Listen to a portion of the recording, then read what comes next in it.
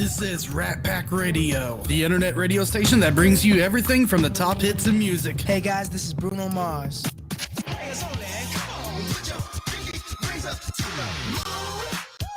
Sports Talk Radio. With the first pick in the 2016 NFL Draft, the Los Angeles Rams select Jared Goff, quarterback, California. We are here for you, WRPR Rat Pack Radio. Come join the pack.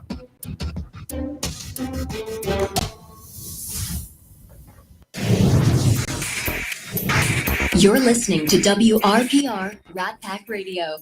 Come join the pack.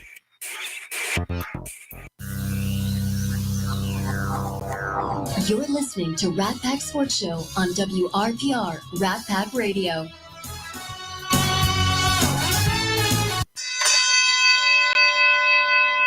Blue, you're my boy! A genius, a man who has a reputation to be the best at what he does. You see, a man has to realize his limitations. You don't know me, and you don't know what I'm capable of. That was a heck of an effort. This house is a prison, and the galaxy of this sucks. You're free enough. Battle is over. When I say it is over, I will massacre you. Come after me. I'm a man. I'm 40. Are you not entertained? I'd say in a given week, I probably only do about 15 minutes of real, actual work. That's how I roll. Offensive! Hello? You play to win the game. There's a drive! Way back! It's complete! This is my favorite part coming up right now.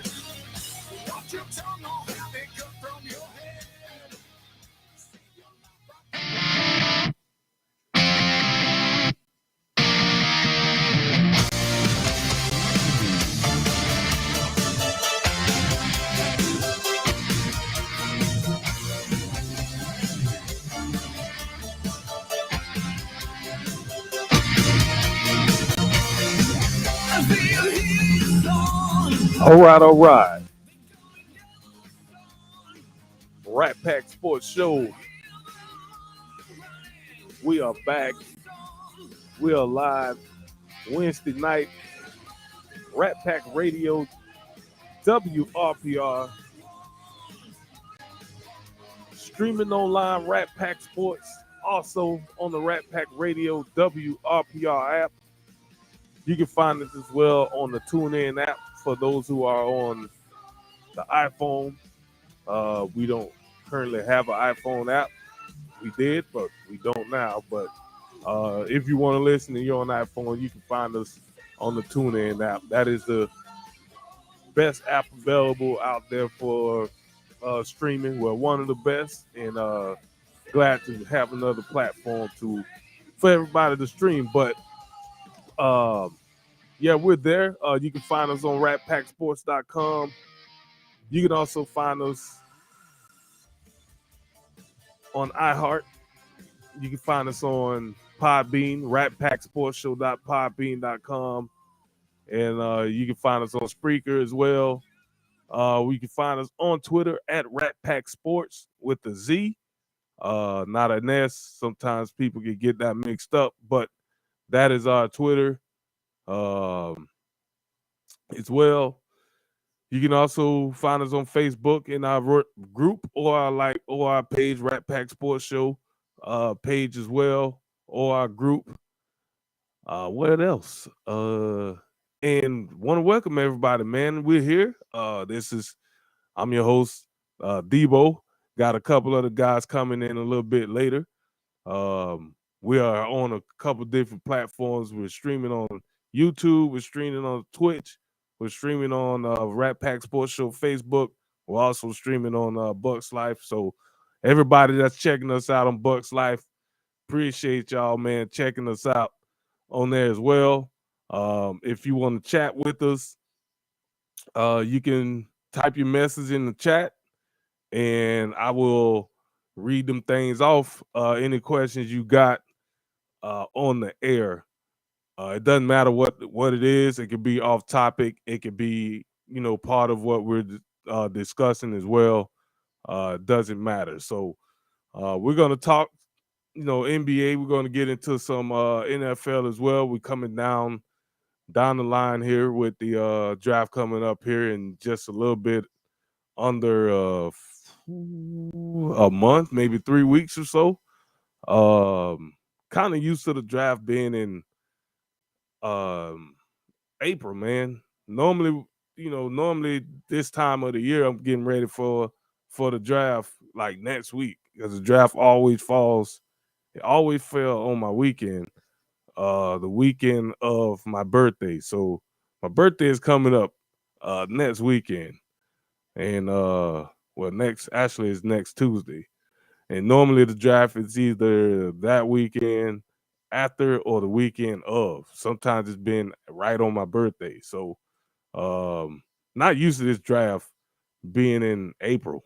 I mean in May. That's a little bit long for me. But it is whatever. It is whatever. It's next Thursday. Oh shoot. Man, I'm way off. See?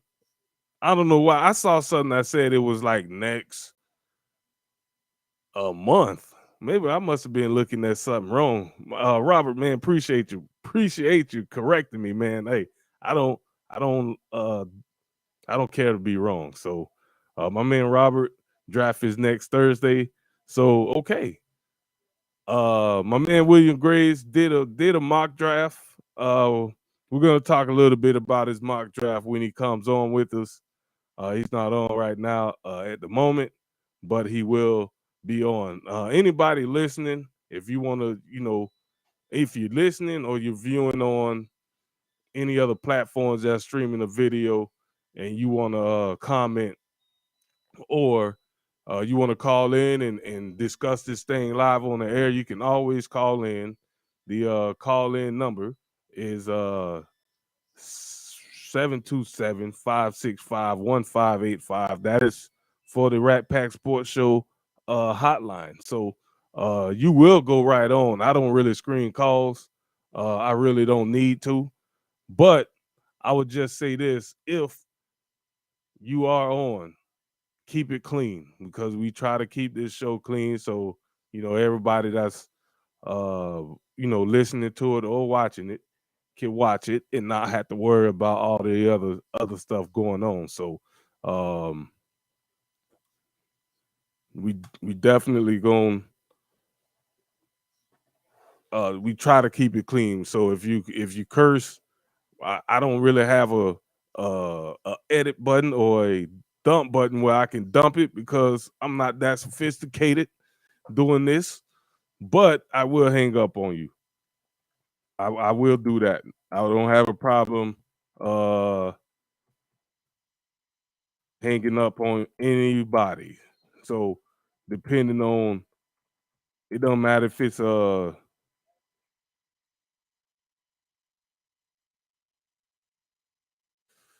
don't matter if it's a interview I'm doing. We try to keep it clean, man. I don't really like going in and editing a whole lot of audio and stuff. I can do that. I do have the ability to go in and edit before I drop the the podcast on Podbean. So in any show that we have, we're pretty much streaming it live, and then we go back and we put it up for podcast purposes for people who want to go back and listen, or people that just might miss the show.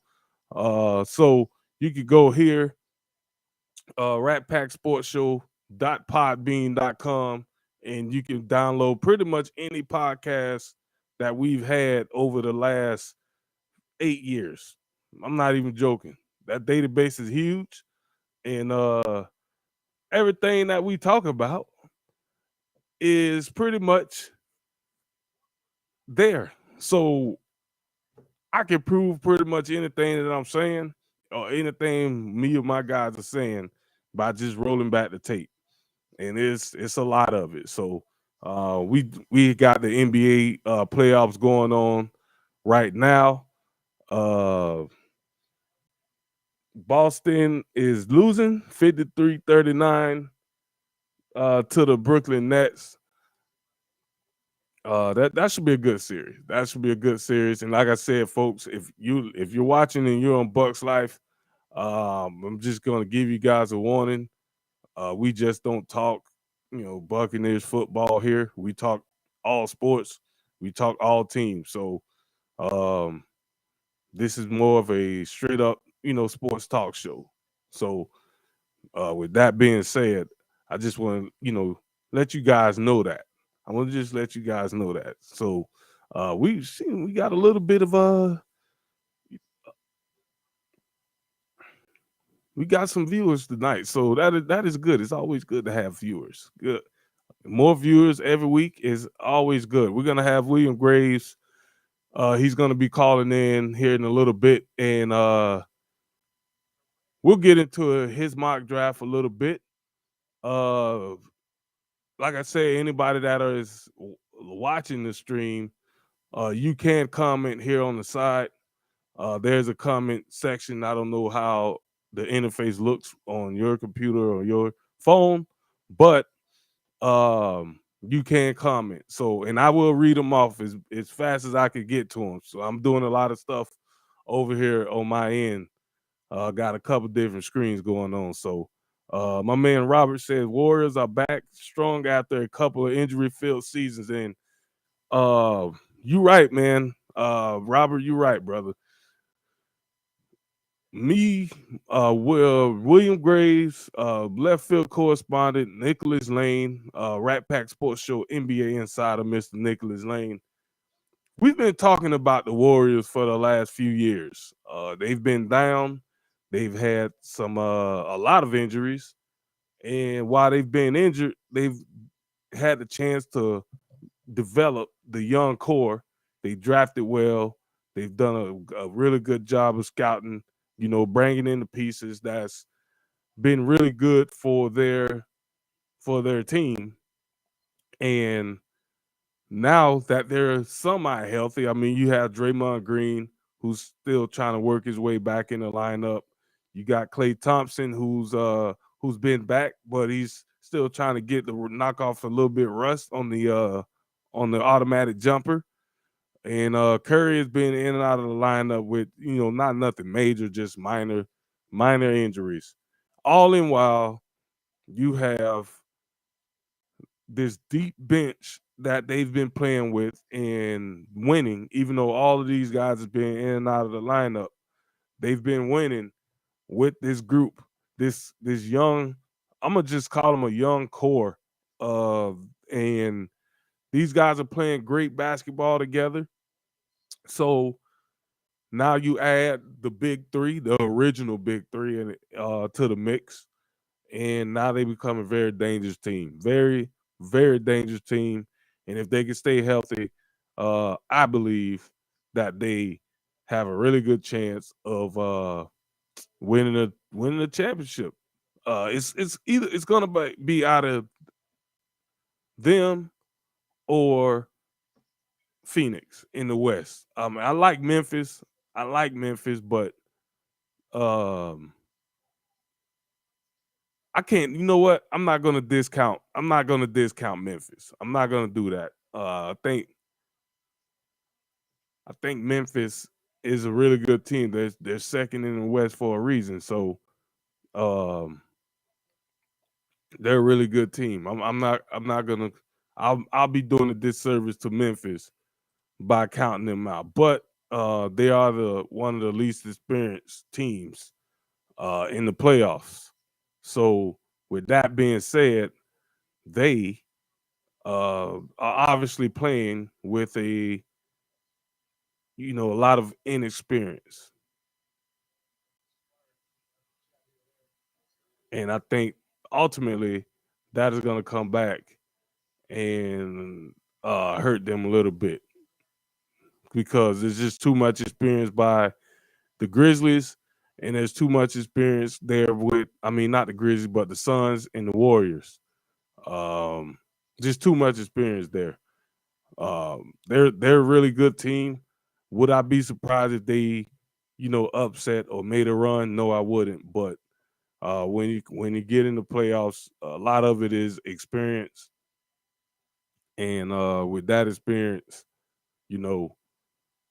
usually, ultimately, that's what it comes down to: coaching and experience. So, Golden State and Phoenix, are the favorites. I put Memphis on that next tier. Dallas, no. With Luka being injured, no, he's not there. Dallas can't put them in a conversation. Nuggets, shorthanded. Jazz, they have a lot of talent. They can do some things, but they're always like underachieving. So I can't pick the Jazz as a serious contender. Can't pick them. Last night game between the Pelicans and was it Memphis? No. Who was it? Was it Warriors and Pelicans? No, Phoenix. Phoenix and the Pelicans. Pelicans came out to play basketball, and they got a much needed win last night. Just start off the playoffs. I mean, it's momentum. Definitely a momentum moment for them. And it shows that young team, they're there to play some basketball, and they're not gonna lay down and just let it happen. They're gonna keep playing. They're gonna keep fighting, and I like that with the Pelicans, especially with Zion not being out there. And me personally, I don't know, man. I don't know about Zion. Me and a good friend of mine, has had quite a bit conversations on Zion and his issues with health. And he's, not health, and I'm gonna just say, weight wise, he's been dealing with some weight issues, man, and him breaking his foot or whatever he did to his foot, whatever surgery that he had in the off season, where he wasn't really able to do anything, and now you look and you see some pictures of this kid, and I remember him at Duke. I remember him coming out of high school because a lot of his highlights were, dunks, and he was always, fairly big, solid. I'm gonna just say solid. Now he's like, you could tell he's gained a lot of weight. I'm not sure. I'm not sure if this kid is doing what's right to keep himself in shape. So that might be a problem for the Pelicans. My man Michael says no longer a fan of the NBA anymore. Too Bush League and the Lakers suck. Hey, my man, I would agree with you. I would agree with you. No longer, the league is not tough. It is a soft league. I'm not even going to sit up here in front. We talk about it every year on this show. It is soft. The officiating, the lack of there to call the game to its core fundamentals, changing rules to modifying rules for different reasons, whether it be more scoring or whatever the case may be, allowing these guys to just travel up and down the court all the time. Hey, I get it. And really, I don't really watch a whole lot of as I watch the NBA, I have a lot of complaints while I'm watching it. So you're not saying anything that I don't think a lot of hardcore enthusiasts of the game of basketball is saying. I think a lot of people are saying this same thing. I hope you're not a Lakers fan, because if you are, man, sorry.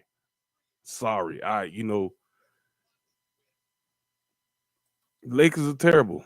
So I'm going to throw that comment there for my man. So this is Michael, and yeah, the Lakers suck, and I'm kind of happy they do. Man. I called it. Me and a couple guys been calling it, and we got another comment here from my man Mike. He's watching on YouTube. Zion issues with chocolate chip cookies. Hey, it might be chocolate chip cookies, eat his ice cream. I mean, who knows? Cold Stone. I mean, Cold Stone got some good ice cream, man. So he knows, my man knows how to eat. But yeah, so he does have an issue with something, because he's definitely heavier than he was. I'm thinking he's about 35, 40 pounds overweight. And I'm saying that because, not that it is all fat, but as you work out, you build muscle. Muscle weighs more than fat. You guys know it. You guys know it. But yeah, so we'll see. He's got to get in shape. I don't think he's not playing this season. I mean, I did see a highlight of him like dunking, pregame, and he looked explosive, but anybody can look explosive for like one dunk. But can you be explosive for that same dunk and be on the court for 20, 25 minutes? That's the thing. So I don't think he's ready for that. And at the end of the day, he's not playing. My man Robert, see, I'm just going to be throwing these messages down here. So Robert says LeBron is great, but nowhere near the GOAT status. My man, we can hang out. We can hang out, because I've been trying to tell people for a long time that nowhere near GOAT status. Nowhere near. I mean, you can call him great. You can do all that, but he's not a GOAT. First of all, Michael Jordan, let's just say it. Michael Jordan at 37 played through multiple injuries. And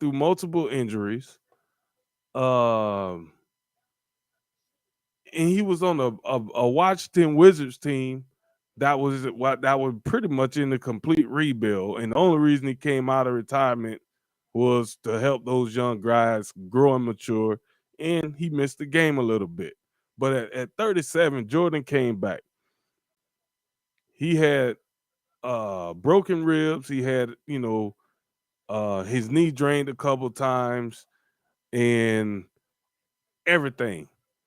My man played 82 games at the age of 37 for a very bad Washington Wizards team, and they still had a better record than this year's Lakers team that had about, let's just say, two other Hall of Famers outside of LeBron, and also a lot of good support guys that came from other teams, and they still sucked. That just goes to show you cannot buy a championship, and you can't do the Cleveland Cavaliers method in the Western Conference. I said that a long time ago. So we got a little debate here going on. And anytime we talk about LeBron is always a lot of built up. It always stirs the pot up a little bit. So Michael says this. I'm gonna post a few of these. He says it's funny he's blind and visually impaired, and he can see that the NBA is Bush League. I do love my football, especially that my Tampa Bay Buccaneers are good, and so are the Buckeyes. But these sports also have their flaws too. Very, very much agree.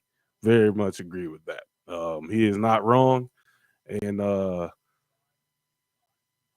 I'm not gonna disagree with him. He's hit it right on the nail there. And then he says, just like I've said time and time and over again, the Lakers will not come back from the dead unless Kobe. Unless Kobe comes back from the dead. That's how we know the Lakers are done. That is a strong statement. But again, I agree with him because the Lakers are done. They are done. All you have to do is look at the New Orleans Pelicans. You look at the New York Knicks, and I think there's a couple other teams out there that had players from the Lakers. Pre-LeBron James, the Lakers had done a great job of drafting players. Oh, yeah, that's right. Charlotte, because Ball is over there in Charlotte. So, yeah. So, they had done a great job, and they had a great core. They had D'Angelo Russell, who was over in Minnesota. They had a whole bunch of guys that was young, and that team could have been ready for almost I'm gonna say about a 5-year run to where they could have been really, really good in the Western Conference as that group continued to build and grow. And soon as LeBron announced he was going to LA, I got a friend of mine that's a huge Lakers fan. And I told him that they're gonna gut this team because none of those guys cannot play with LeBron. None of them. Well, fast forward to now, none of those guys is with the Lakers, and they got old real quick, and they did nothing. So at the end of the day, I'm just gonna say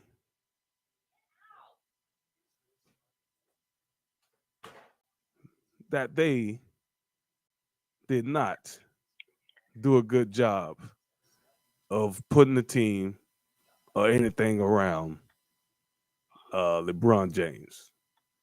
And that, a lot of that has to do with LeBron James kind of handpicking who he wants on this team. And as a management, you got to look out for the best interests of the organization now into the, for now and into the future, because he is not going to be there forever. But the way that a lot of these organizations, when it comes down to LeBron, they catered. The only organization that didn't cater was the Miami Heat, because they had a guy like Pat Riley. And Pat Riley, pretty much said, hey, we're gonna run our team like this, and this is it. So I'm not sure. The Lakers obviously doesn't have strong management like that, and they don't have a really good head coach as Eric Spoelstra is, and you don't want strong-minded individuals running teams that LeBron James is a part of. That just doesn't work. I keep saying it. I don't know how many of you guys listening remember David Blatt, the head coach of the Cleveland Cavaliers for a half a season, led them to the best record in the league, and they fired the guy because he was too strong in his opinions on the roster, which a couple times in that short stint, he actually called out LeBron James publicly for some things that he was doing he didn't appreciate as a head coach on the court. Not that he was playing bad, but as a head coach, if you ask a question about your team, you talk about the team, right? The whole team. You don't exclude the best player just because he's the best player. If he's out there making mistakes, you got to call it like it is. And he did that. So that is how Tyronn Lue got his job.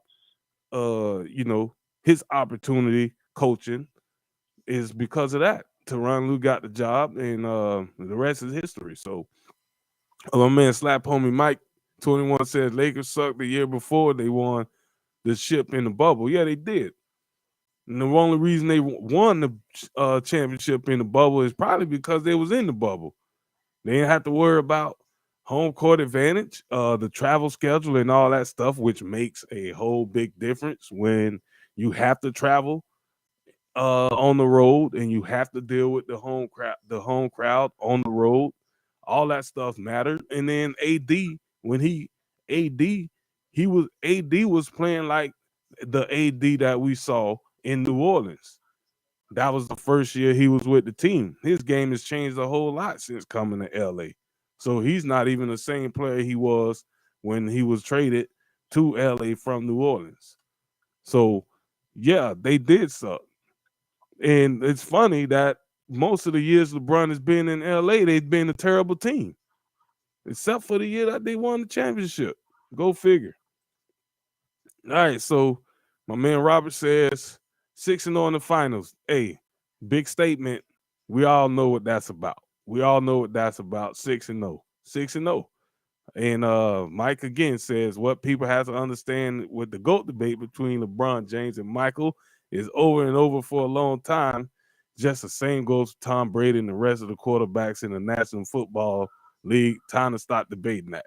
Hey, I wish people would, because I am tired of this conversation myself. And my man, hey, this is a back and forth here. My man Slap Hope Mike said, What are you crazy? LeBron only trails Jordan. It doesn't matter. Numbers. Hey, what's the famous thing? Stats is for losers. Stats is for losers. I am not. If I was picking a team and you told me to take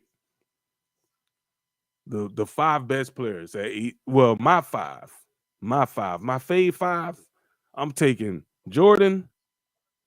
Let's see, point guard wise, I'm probably going to take John Stockton or Magic. That's 1A, 1B. Then shooting guard wise, I'm taking Jordan. My third player, I'm taking Pippen. Or maybe I may even take Kobe and put him at the small forward. Let him play the small forward. Power forward wise, I can go either way. I could go Malone. I could go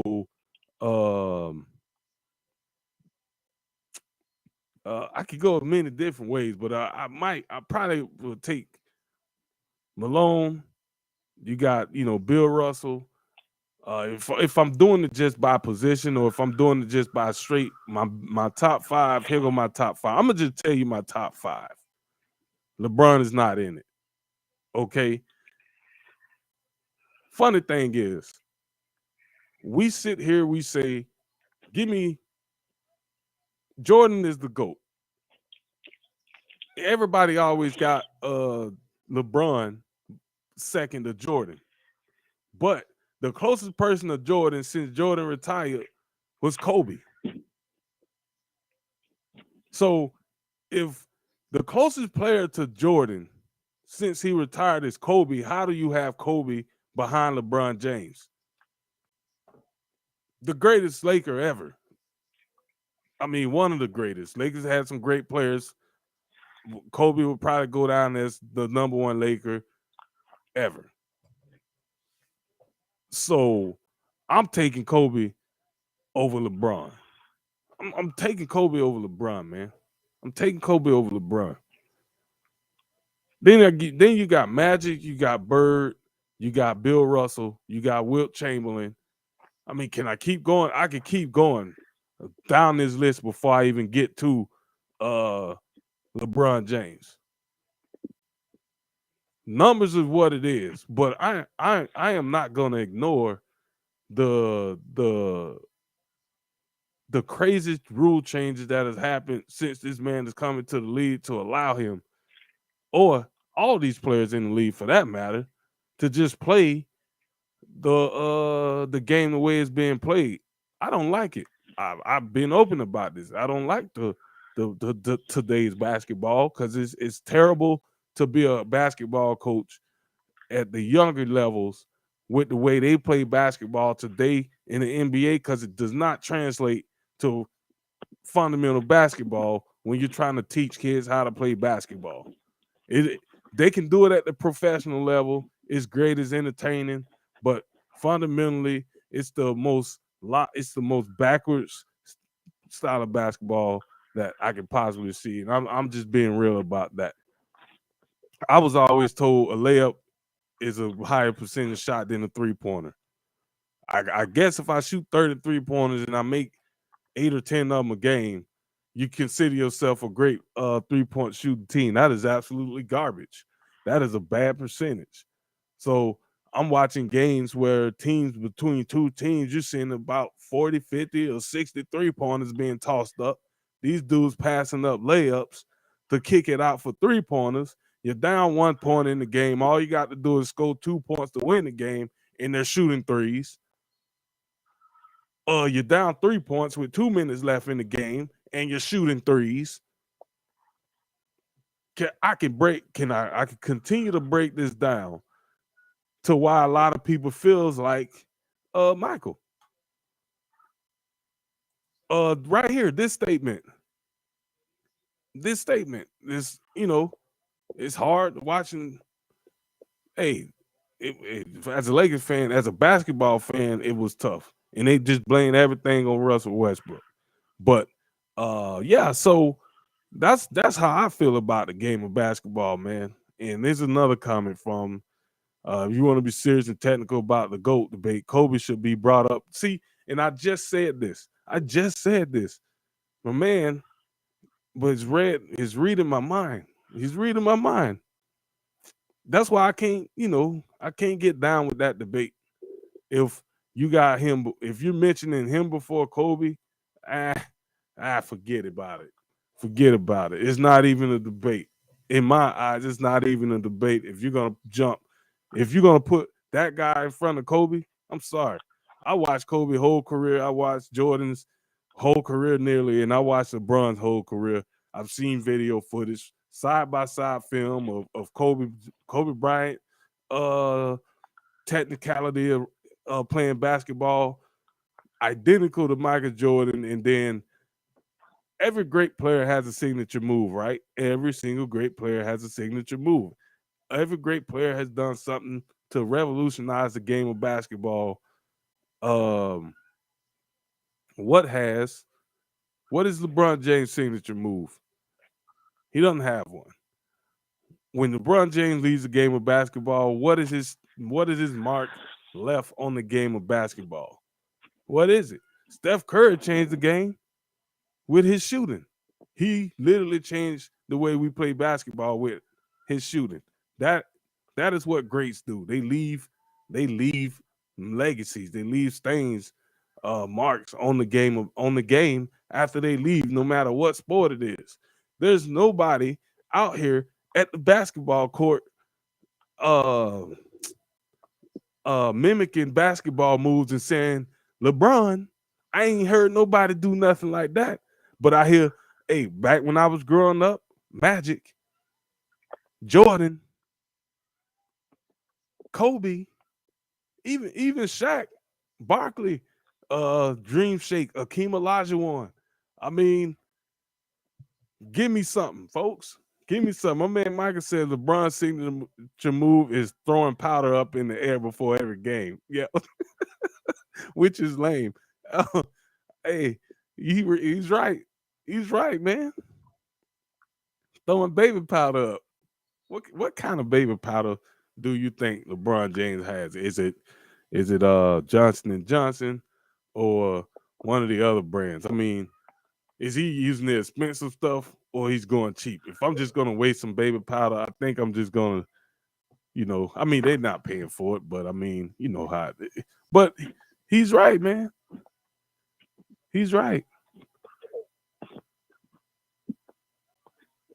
He is right. I agree with my man Michael. And anybody, if you want to argue or debate this, hey, you can. But we just bringing facts. My opinion is that of facts.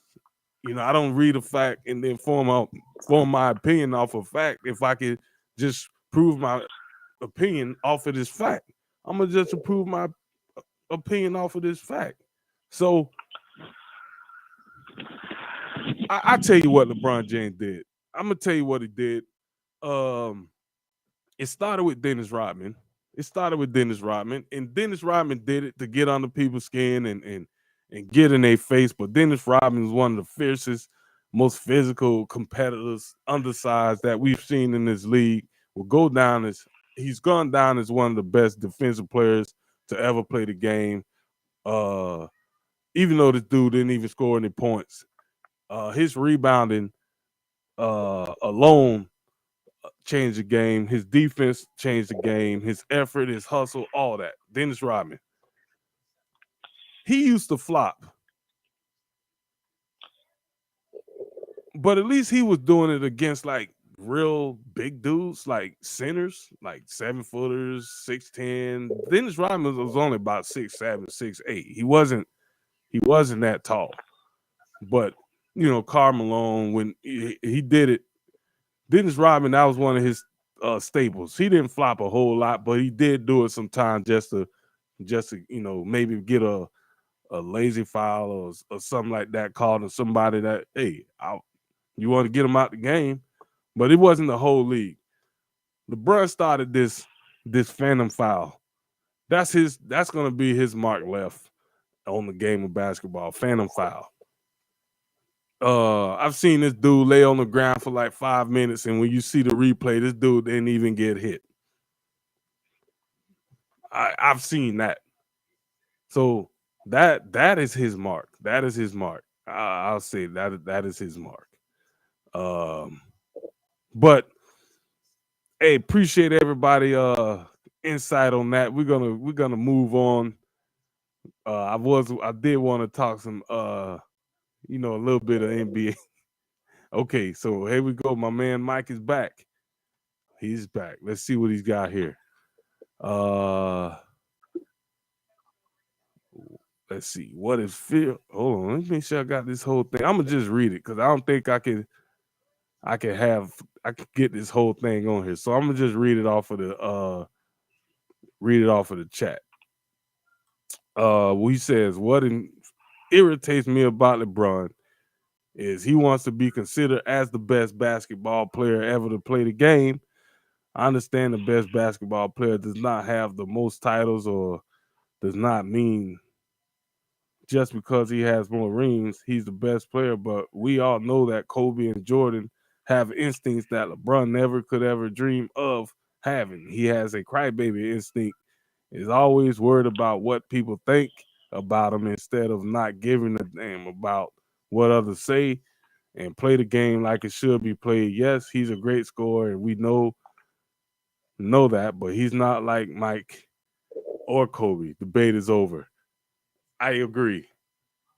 Hold on. Okay. My man, Snap Homie Mike is back. He says, dog, they have to make super teams to stop LeBron. No, let's not go there.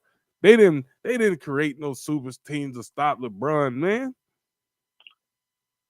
People was already eating cake. They was already eating steak and chicken before these super teams started. LeBron left Cleveland to go to Miami to get his championships because he couldn't do it in Cleveland. Boston already had they big three with Kevin Garnett, Paul Pierce, and Ray Allen. Golden State just did a great job of drafting and developing. They didn't give a crap about LeBron James. They won 73 games. They really didn't care. Nobody's forming teams. Two players. Durant went to Golden State. Golden State didn't need Kevin Durant. I said that when the trade happened. Kevin Durant went to Golden State to get his titles because he couldn't beat them in OKC, even though OKC had Golden State down 3-2 in that series. The season before, they lost 4-2. So at the end of the day, nobody was trying to stop LeBron. LeBron James is like 3-7 in the finals. Nobody's worried about that. People will still win the championships either way. And Durant going to Golden State just made Golden State stronger. But Golden State didn't need Durant. Durant went there to get his championships. And I said the same thing about Kevin Durant when he left. You can't win it on your own. So you went and joined the team that won 73 games and go get your titles, bro. I'm not putting you in my top nothing. Cause the best, when you talk about the best ever, most of them guys did it with one team. You know, Magic was great with the Lakers. Bird was great with the Celtics. Jordan, Chicago. Kobe played his whole career with in LA. Kareem, Wilt. I mean, I could go down. I could keep going. A lot of these great players we talk, and that, you know, that's before free agency and all of that stuff. I get that, but hey, Kobe played in the free agency era. He stayed in LA. You know, I admire guys that you know want to win it there on their own, because one title ain't gonna put you in no class. Not with the way today's basketball being played. You can win one title all day long. That's not changing your status. It just said you got one title. And Michael said LeBron basically is the one that's restarted the creation of the superstar teams. Yes, he is the reason why the NBA is ruined, but ready to talk some football because we all know what the real deal is when it comes to GOAT. Tom Brady, man. And I saw a list today. Ladies and gentlemen, and we have Rat Pack Sports Show, one of our major contributors to the show, part of the Rat Pack. My man William Graves been sitting on the line patiently listening to the conversation. But we're gonna switch gears here because we've been talking enough LeBron, and I appreciate everybody commenting and being involved, man. That's what this is about. This is what I really wanted to do these live feeds for, is to have that type of interaction with the people listening, man. So, or watching. So but we got William Graves on the line with us right now. What is going on, brother? I guess he ain't ready yet. So I'm gonna just keep talking. So we're gonna jump to some football. My man probably busy. He'll get back on here. You know, when he gets available. So, but he is on the line, ladies and gentlemen. He is on the line. See, hold on now. All right, so let's get into a little bit of football. You know, draft talk. You know, free agency. Well, it doesn't matter. We could talk about it all here. We're gonna have Boss Hawk Sean Naylor on later, also to talk a little bit of football. And you know, I read an article today that was a little bit disturbing of you know, the whole situation with Dwayne Haskins' wife called to 911 when all of that happened. So you know, sad story all around still. You know, they're investigating it to see exactly what happened and what went down and how he was hit. And I mean, it's gonna be a huge investigation on that. So yes, but 49ers star receiver Deebo Samuel has asked for a trade, which is shocking.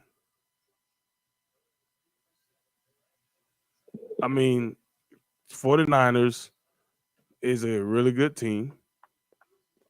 We like to joke about Jimmy G, but that team is built to win football games.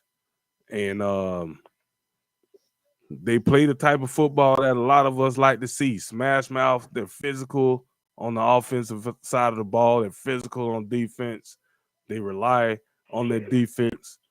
They play old school football, they get it done.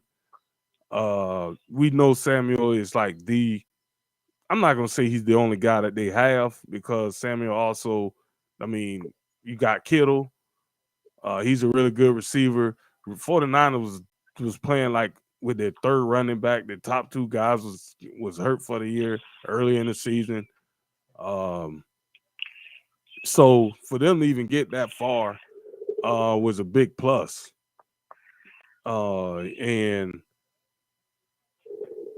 I was watching them late in the season, and me, William Graves, Boss Hog, and the guys we was talking, and I say, man, I wouldn't be surprised if 49ers, be one of them teams that make a run, because everything that we love about football, the nastiness, the physicalness, the toughness, just offensively imposing your will on teams, they did that. And Jimmy G didn't have to throw for 300 yards a night. He didn't have to go for 350 or 400 for them to win games. That's the new way of football. They were still playing the old way of football, the way we grew up watching football, that made a lot of us love the game. And Debo was just this guy that just did everything. He was a running back. He was a receiver. He threw a couple passes. He was doing it all, and the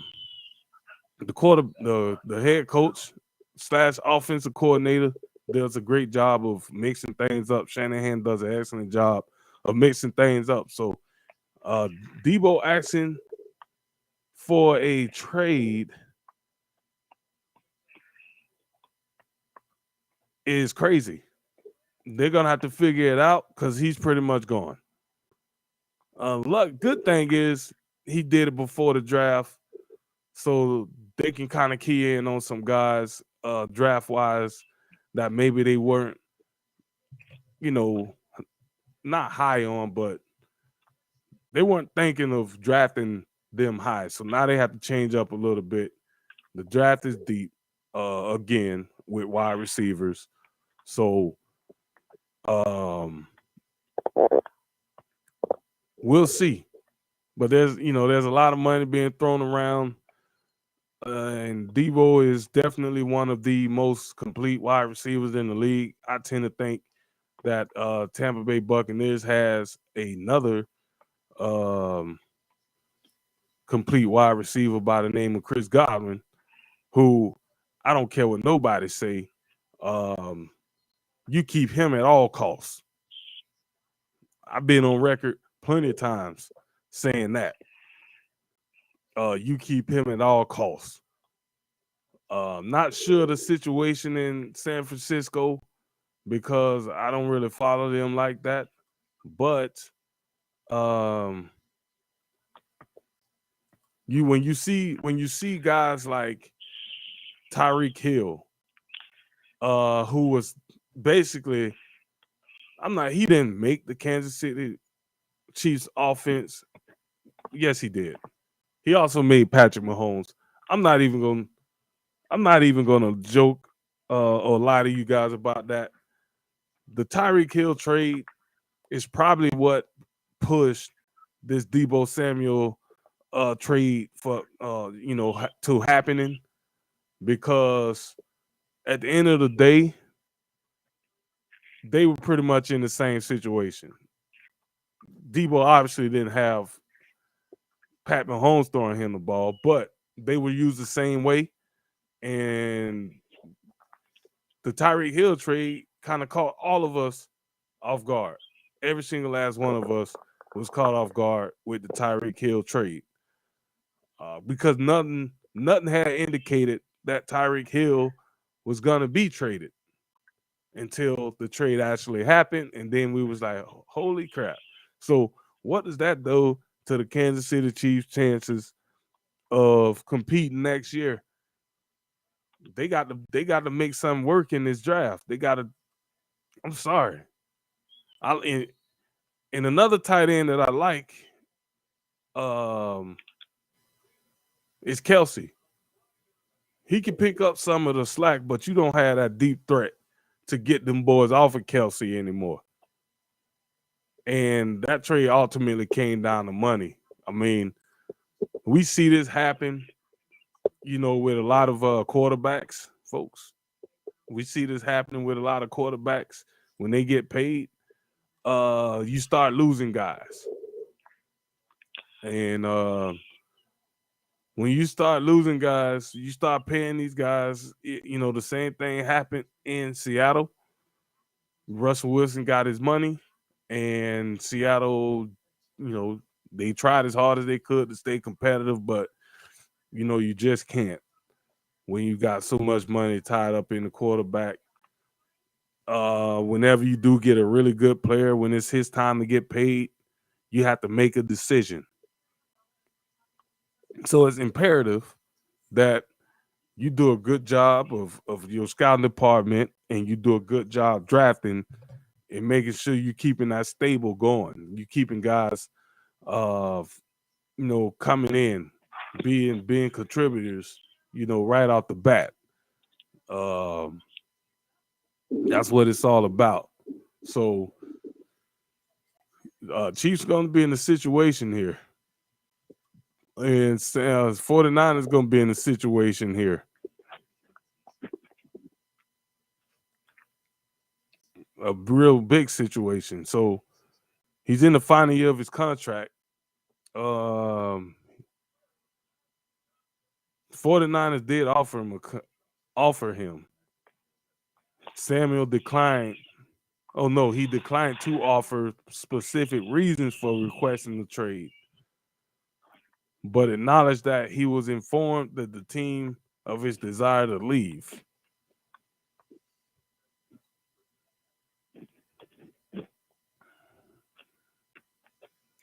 So this is usually how it goes down, folks.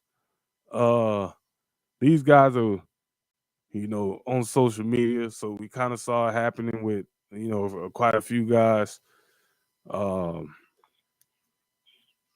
This statement is from ESPN, Nick Wagner.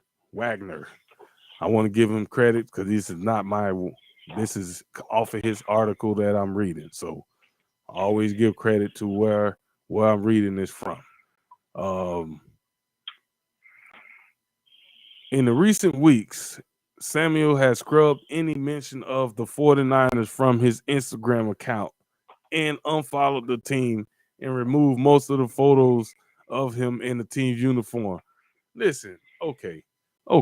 So, bro, you can't just wipe away the existence that you ever played for the San Francisco 49ers. We are in a digital age, and those same photos that you got on your Instagram account, probably somewhere else, and they got 1,000 other photos from like different media outlets and journalists that got you in a uniform. So that part I understand. Why you got to go that far with it? I mean, just tell them you don't want to be part of the team, but you just can't do the blip. You can't just snap your fingers like you Thanos and then it just never existed. But that's what he's trying to do. That is what he's trying to do. Oh yeah, and Devontae Adams. Yeah, I forgot about him too. That was a big move for the Packers. But I believe the Packers are in a better situation than San Francisco. Obviously, you got Aaron Rodgers. Probably I'm not afraid to say it. Aaron Rodgers may be if you take the championships, and championships are team accomplishments, folks. So your quarterback can't win the championship by himself. I get it. Football is a bigger team sport than the game of basketball. Obviously, you got 11 versus 5. There's a lot more that is involved in winning the championship in football than it is basketball. So that's the ultimate accomplishment for your team being great. And if you just not really don't, not take away the championships, but just look at all the other stuff underneath. Aaron Rodgers has had just as good of a career. And Tom Brady's been in the league now going on 23 years, so the numbers actually are gonna stagger that way. But if you just, and I've done this research myself and broken it down. So this is why I'm saying this. If you took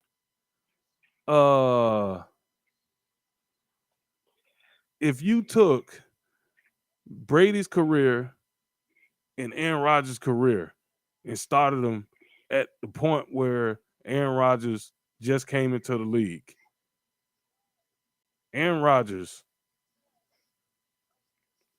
has better numbers than Tom Brady in a lot of categories. So I'm not afraid to say that Aaron Rodgers is the best quarterback in football right now. He's been the best quarterback in football for probably the last 7 years. Obviously, his team hadn't won any championships, so I can't bring that argument to the table and say, a lot of people that believe in Brady can say, well, Brady has the titles. Brady had Bill Belichick and that defense on his side. So, not saying Brady obviously came to the Bucs and won one without Bill, but it only took Bill 1 year to recover after Tom Brady left, and look at him. So we got to give Bill Belichick major props on those accomplishments as well that happened in New England, because obviously it wasn't just Tom Brady. He's a quarterback, yes, and he's the guy that run the ship. But you had a co-pilot in Bill Belichick that was like, the mastermind behind everything being put together. And that showed, because Brady had only been going a year, and it took him a year to retool and recover, and New England right back in the hunt. And this season, they were right back in the hunt until they had a little skid late in the season. They got a young team, young quarterback, but,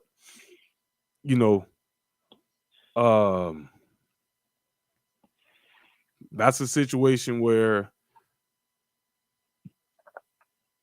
we want to say Brady, but you got to acknowledge Bill. You got to acknowledge Bill and, his impact on Brady in New England. You can't do one without the other in that situation. So my argument is basically about the quarterback play from both guys, Rodgers, Brady. If you take the last, I guess Rodgers is going on like 17 years or something like that. If you took those numbers from that point, the last 17 years, Aaron Rodgers is going to, be better than Tom Brady in a lot of categories. And like I said, I've done this homework. I've done this research myself. I don't have it written down online, nothing like that. I have a little notepad that I did all this stuff on and broke it down, because I was making this argument, last year. I was making this argument the year before last. I've been saying Aaron Rodgers the best quarterback in the league for a while. A lot of people don't want to hear it, but, he's been that dude. There's no quarterback in the league that can throw the ball like him. None. That's why I think Green Bay is in a better situation, even though Adams is not there. you got Aaron Rodgers still, and Aaron Rodgers signed with Green Bay knowing that they was going to go out and probably trade Adams.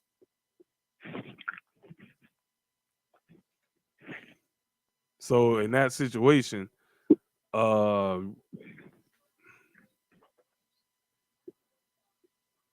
it's all good.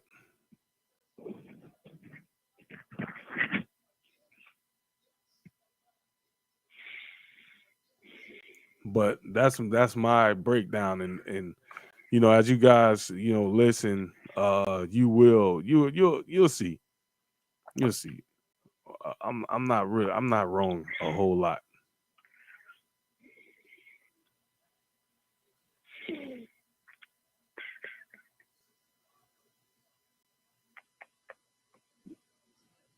All right, so let's see if I can get William Graves' attention here. Mr. William Graves. Yes, sir. There you go. Man, I tried to get your attention earlier, brother, but you wasn't you must have had us on mute or something. No, I was attending to a couple of work emails and everything like that. I apologize, but I am here. And before I get started, I just want to give a shout out to both Brett and Ron, two guys that I know that found out that I do a sports radio show. So they said that they would be tuning in. So big shout out to them. Welcome. We here. We're doing the thing. No, man. Was listening to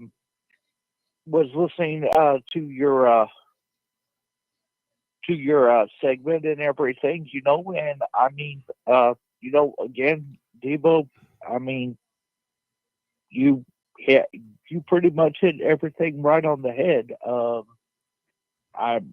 I really didn't have anything to add because I mean, you know, when you say it all, I mean, there's nothing really more to add. I would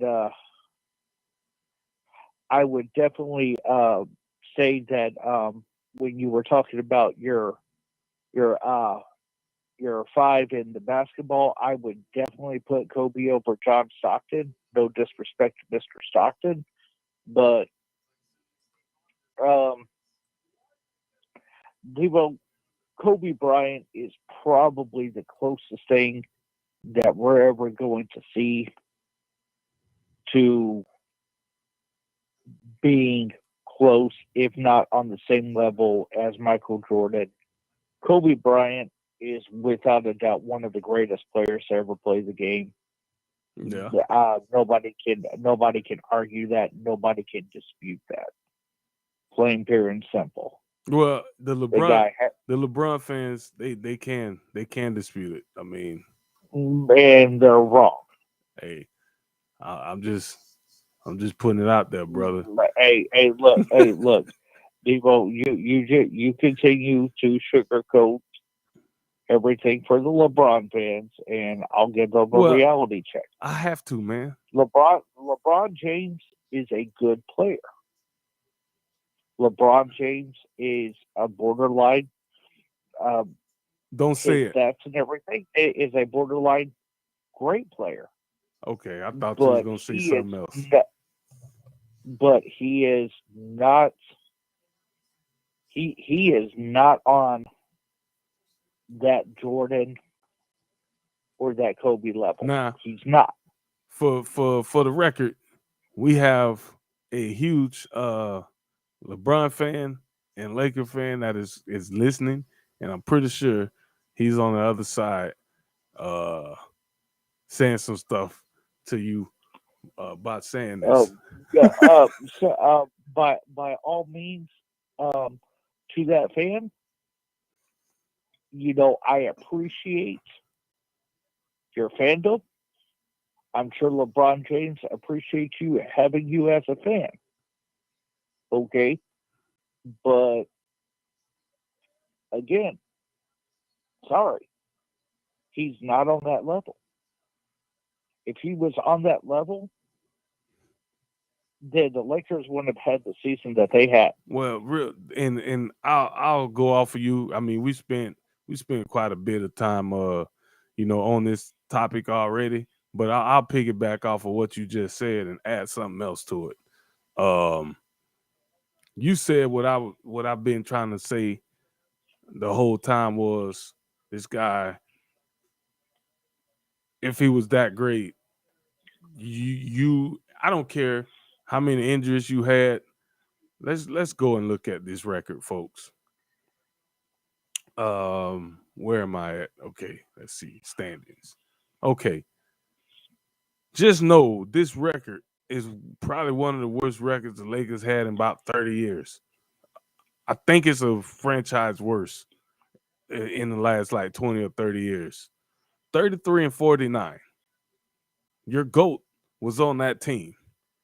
33-49. San Antonio Spurs won 34 games. The LA Clippers won 42 games minus Paul George and Kawhi Leonard, who been out the whole season, and Paul George missed about 30-some games. They still managed to win 40 games. The Lakers, 33-49, with future Hall of Famers on that team and guys that had a lot of production in this league, were just 11 wins better than the Orlando Magic, who was 22-60 with a developmental league roster. I mean, I don't care what anybody is saying. That is absolutely terrible. As a Lakers fan, I'm not a Lakers fan, but if I was, heads got to roll. And I'm gonna be honest with you, I don't know if I would be even open. I would be ready to probably move on from the LeBron James experiment now, because it's not going to get any better. It's not going to get any better until you get rid of him. That's what I'm saying. That's what I'm saying.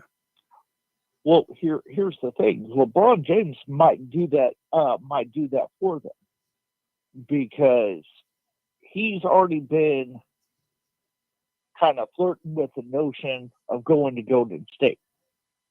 Now, if I'm the Golden State Warriors, I'm not bringing him in. Oh no, I'm staying far away from that. If I heard of those rumors, and that's probably people in LeBron James camp that is spurring those thoughts. I don't believe anybody in Golden State's camp is advocating for them to bring LeBron James in. So, but I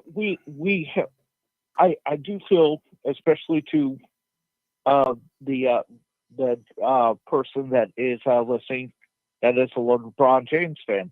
Again, we are not saying that LeBron James is not a good player.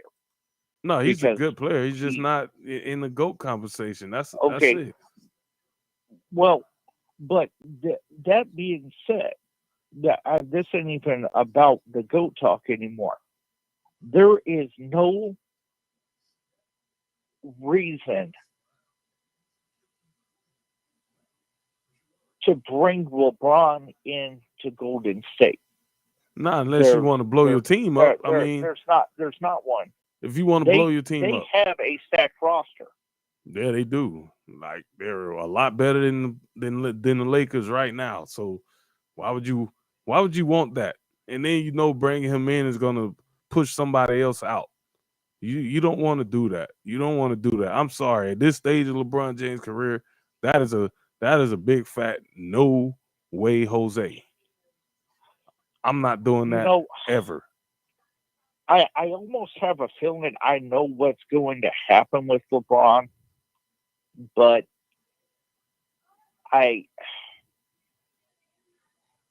I don't know. I think there's going to be stuff that happens before this, but I'll be honest with you, Derek.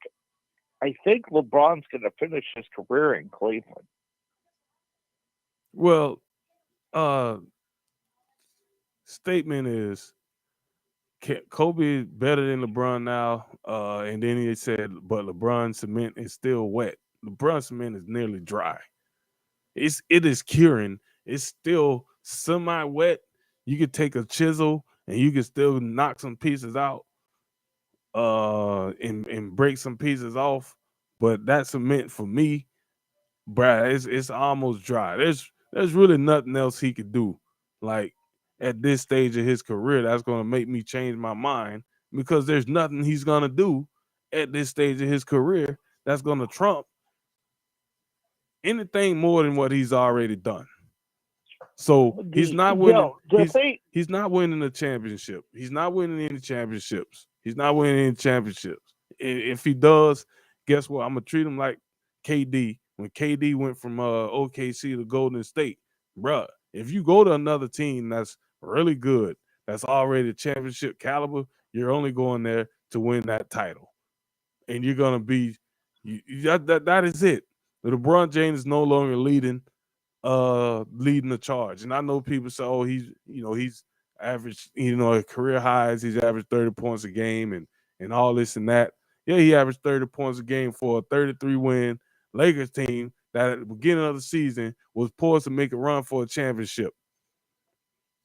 Well, I'm just going to go out on a limb, and I'm going to say that, in my personal opinion, LeBron is probably just going to kind of be coasting here for the next couple of years. And when his son gets drafted, and yes, I do think Cleveland will wind up drafting his son, he's going to go all out and then some to bring another championship to Cleveland with his son. And if he does that, I honestly think that after that run, I think he hangs them up. Yeah. We all think know that. He is bound and determined to stay around to play with his son. Well, we all know that. I really do. He's already come out and admit that he is bound and determined to do whatever it takes so he can play with his son. So he's going to hang around for the next couple years until his son is drafted. Somebody is going to be forced to draft, and I'm going to just say it. Somebody's going to be forced to draft his son, even though he's not ready to be drafted. Somebody's going to draft him due to the simple fact that they know the second that they draft Bronny, LeBron James coming with him. It's gonna be a money thing. They're gonna make a lot of money. They're gonna sell a lot of jerseys, and that is gonna be it. At that point, you're not winning any championships. You're not bringing LeBron in for him to put you over for a team that is trying to build to a championship. You're not doing it. Well, okay. If you're Golden State, if you're Phoenix, let's go down the list here. All the championship caliber teams. I'm finna name them off right now in the NBA. These teams are not gutting their roster to bring in LeBron. We know the Heat not gonna do it. Milwaukee Bucks not gonna do it. Philadelphia is not gonna do it. Celtics, no. Brooklyn, maybe they might be able. Maybe. Well, now hold on. What? Because you're putting the cart in front of the horse. Okay, first and foremost, the team that drafts Bronny, they're going to be lottery teams. He's going to be one of the. They're going to be one of the mid to lower tier teams. No, they won't. They won't. I'm gonna tell you why they won't. Bronny's going to be a lottery pick, and he's probably not going to be a lottery pick type of basketball player. He's going to be picked in the top 5 because teams already know when they draft him, you're getting LeBron James too. So it's going to be the Pacers, Pistons. I hope the Magic don't do it, but whatever, they might. Sacramento, Houston, OKC. That's unless, and this is something that people need to think about, right? LeBron James got a lot of power in the NBA, right? So he could literally put out something behind the scenes that says, if you draft my son, he's not coming. He's not coming to your team. And force teams to pass up Bronny so he can go to a better team later in the draft, later in the round. Those are the better teams. Just like, Eli Manning and did that, forced the Phillip Rivers trade to San Diego. Eli Manning didn't want to play for anybody. He wanted to be in New York. But here's the thing. Not even Eli Manning was the first one to do that.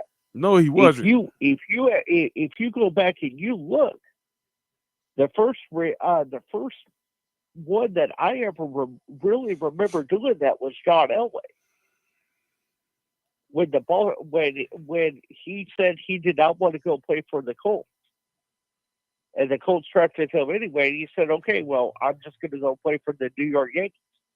Because John Elway was actually a really good baseball player too. Yeah, he was. He was a great, baseball player. But my point is just,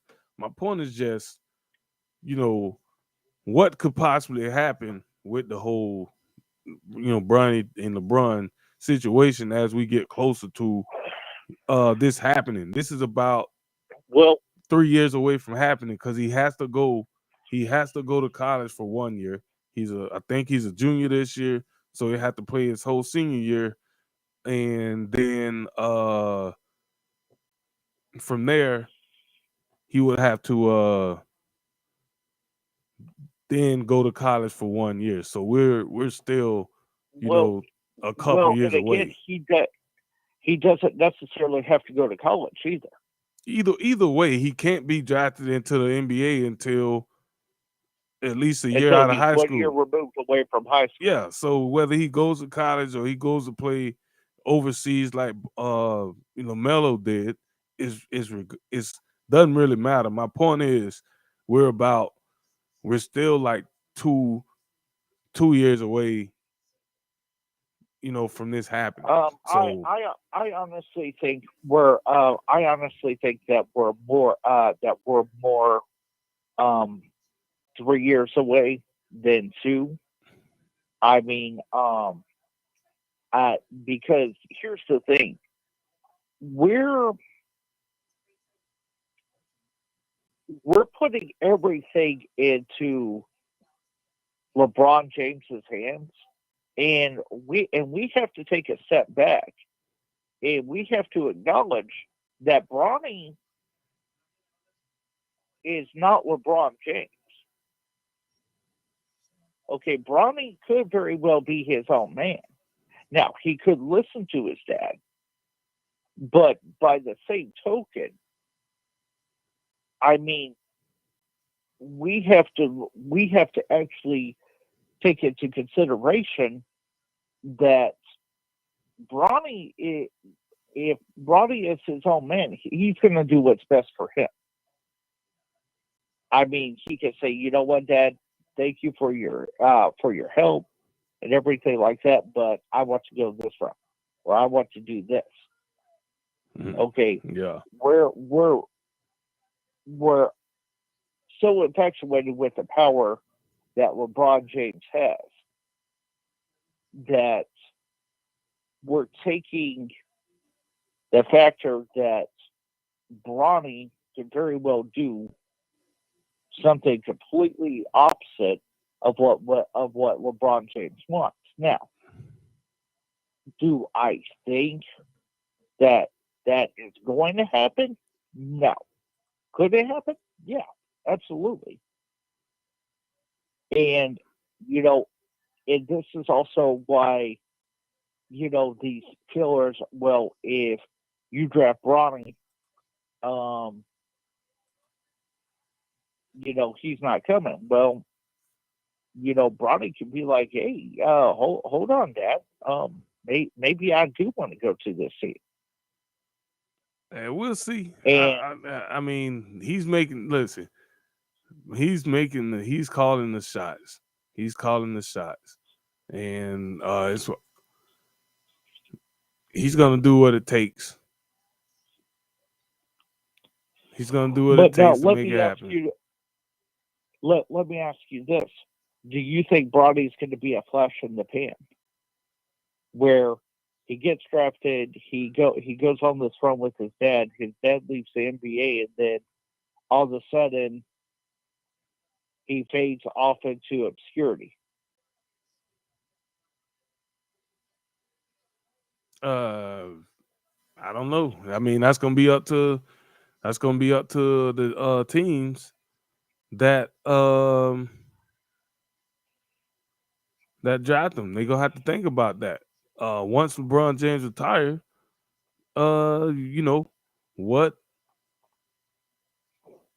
what is your team gonna look like? Is Bronny's gonna be that franchise guy that you're looking for? That's gonna be something that has to be looked at by the time all this happens. Teams are gonna have to look at that and say, is this what we really want to do? If they don't, then don't make the pick. Don't fold to the pressure of making the pick if this guy doesn't fit in your plans 3 to 5 years down the road, because the whole honeymoon phase is going to end the second LeBron James retires, which is probably going to be about 1, maybe 2 years max that he's going to be playing with his son, and then he's going to retire. He wants to make history. At the end of the day, he wants to make history, and the part of history is him playing with his son, being the first to ever do that. I didn't really care. Michael Jordan didn't make it a goal to, play with his son. We knew his son played basketball, but you got to be good enough to play on this level, man.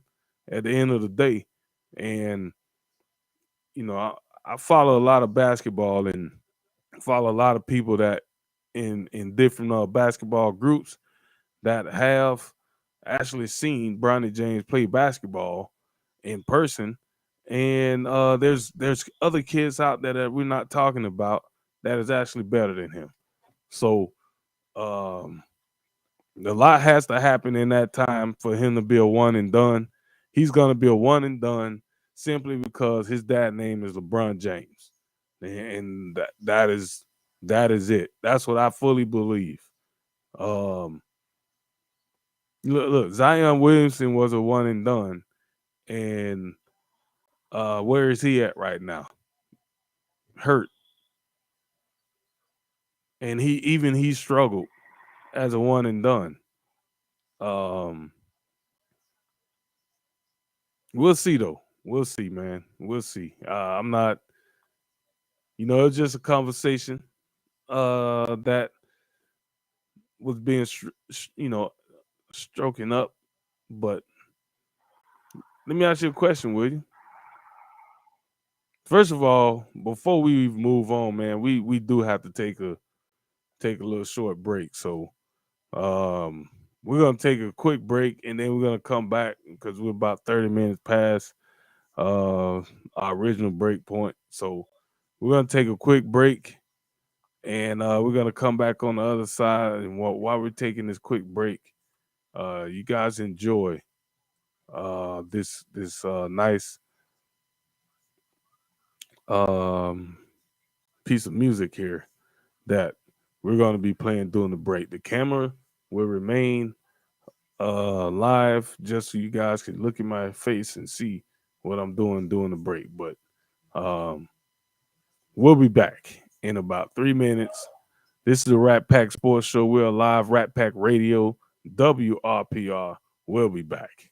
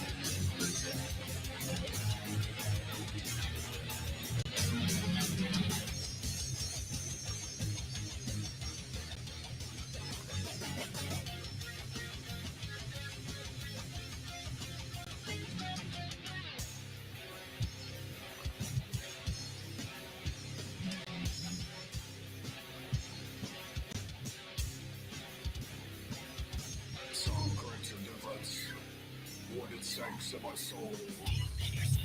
Scarless path. That's what in my fall. The second of the heart.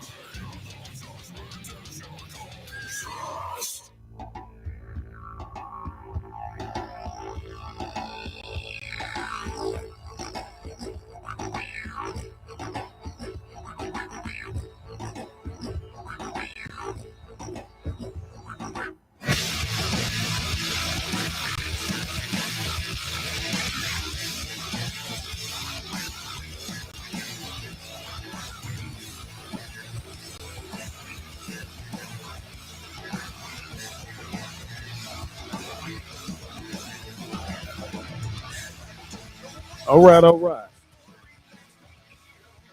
Rat Pack Sports Show. We are back. We are live, Rat Pack Radio, WRPR. We are streaming live video on ratpacksports.com. We're streaming on Twitch. We're streaming on YouTube. We're streaming also on Bucks Life. Shout out to them guys over there at Bucks Life, man. Appreciate y'all for giving me and the boys on the Rat Pack platform to stream sports on you guys' network, man. Those good guys over there, and got a great relationship with every single last one of them dudes, and appreciate it. And I am also streaming on my personal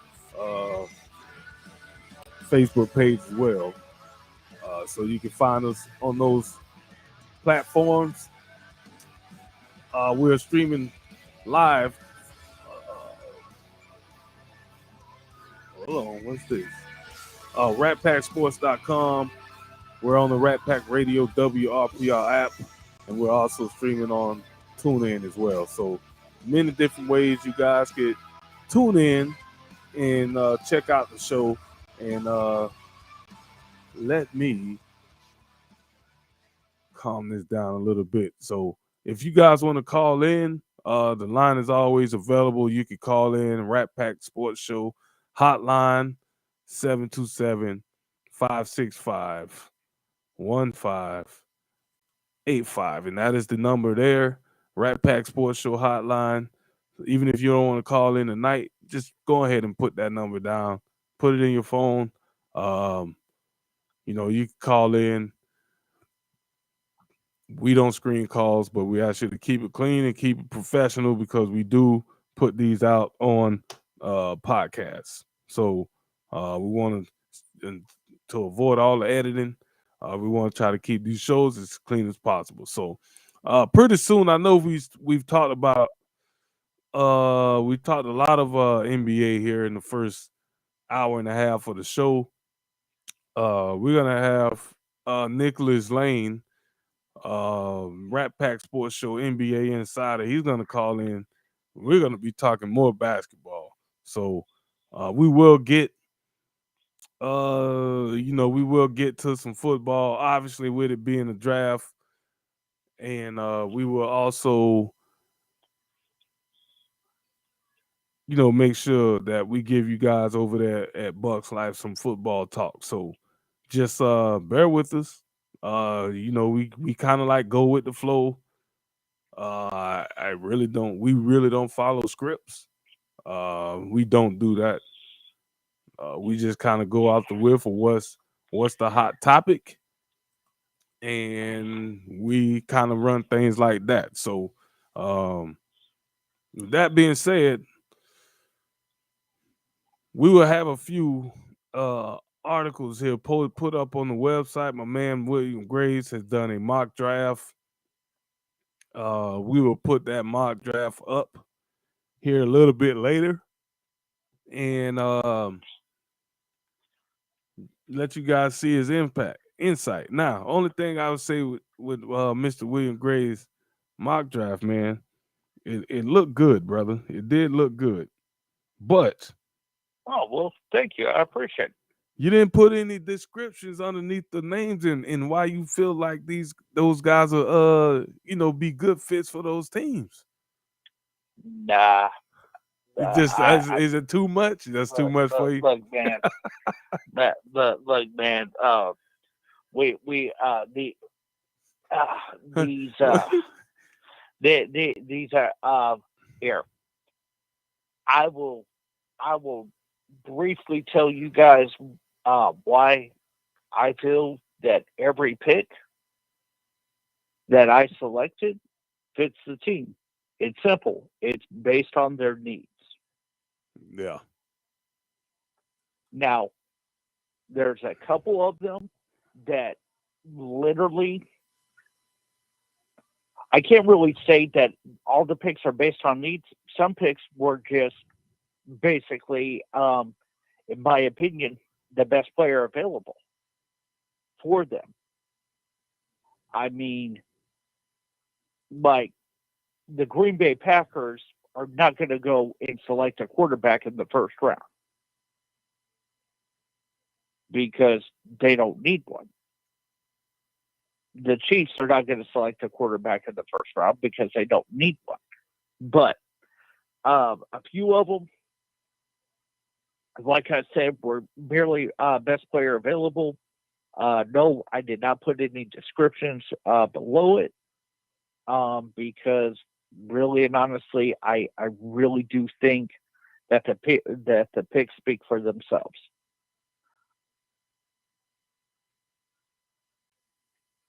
Oh, my bad. And by the way, if you guys see me, yes, I did put wide receivers in the first round. how many? Not too many, right? Oh man. I don't remember. I think 5, 6, maybe. Oh, okay. Something like that. So you didn't overdo it. No. The people the only team that I had taken a wide receiver that some people might argue they don't need a wide receiver would have been the Arizona Cardinals.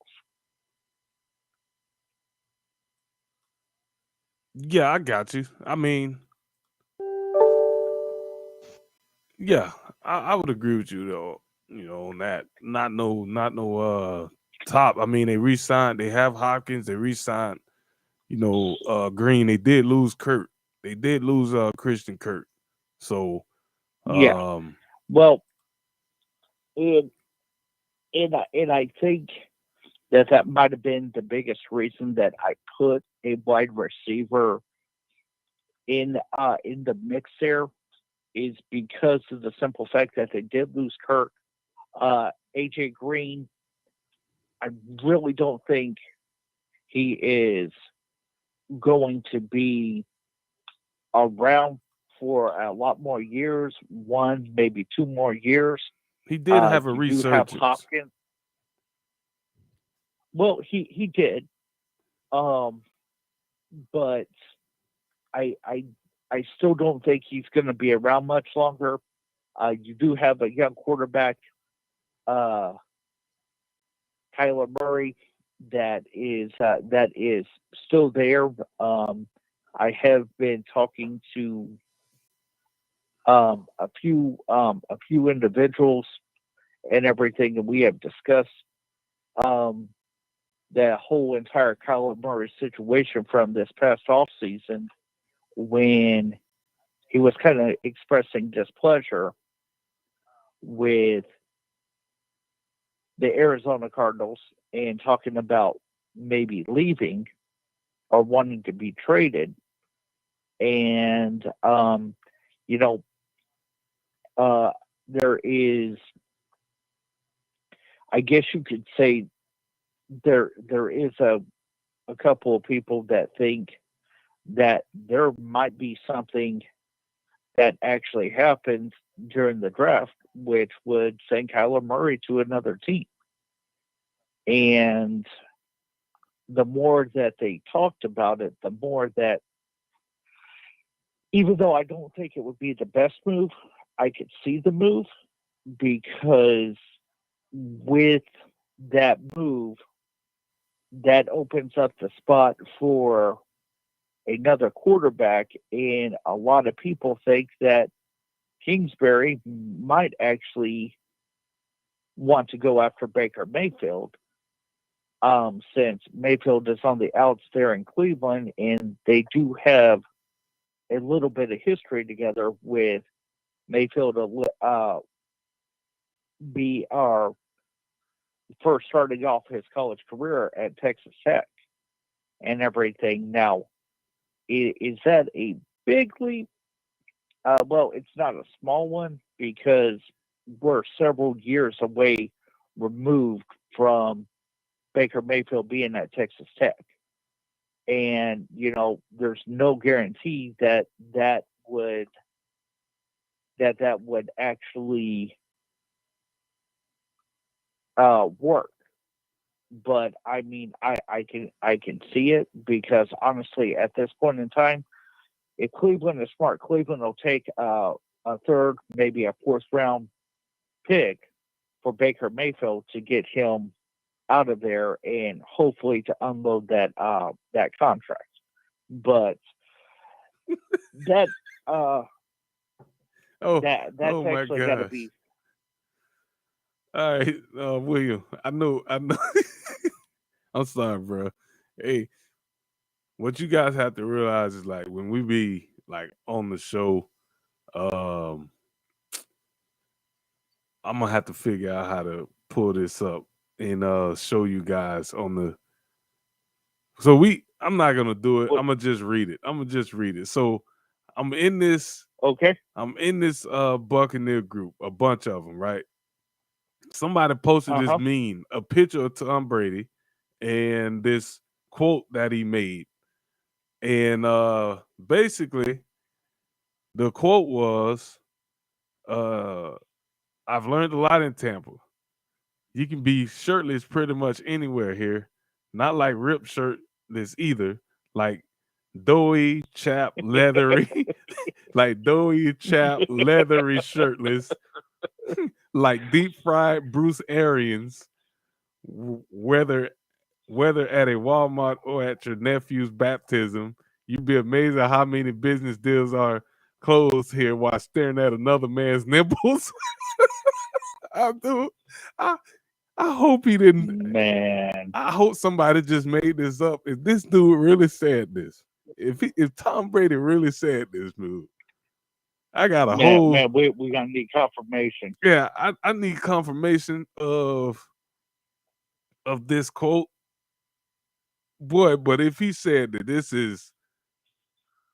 is classic. I don't even care if he didn't say it. It's whoever made it up, it's still funny. It's still funny. Oh, for sure. It's still funny. That's why I started laughing, because I was like halfway down it. And when he said like deep fried Bruce Arians. So he talking about some old toasty, suntan old guy like Bruce Arians. I don't want to see no old guy like Bruce. Actually, you know what? You really don't. He the quote is kind of true, because if you're at the beach, you're gonna see a lot of stuff you don't want to necessarily see at the beach from a lot of different people wearing a lot of different stuff.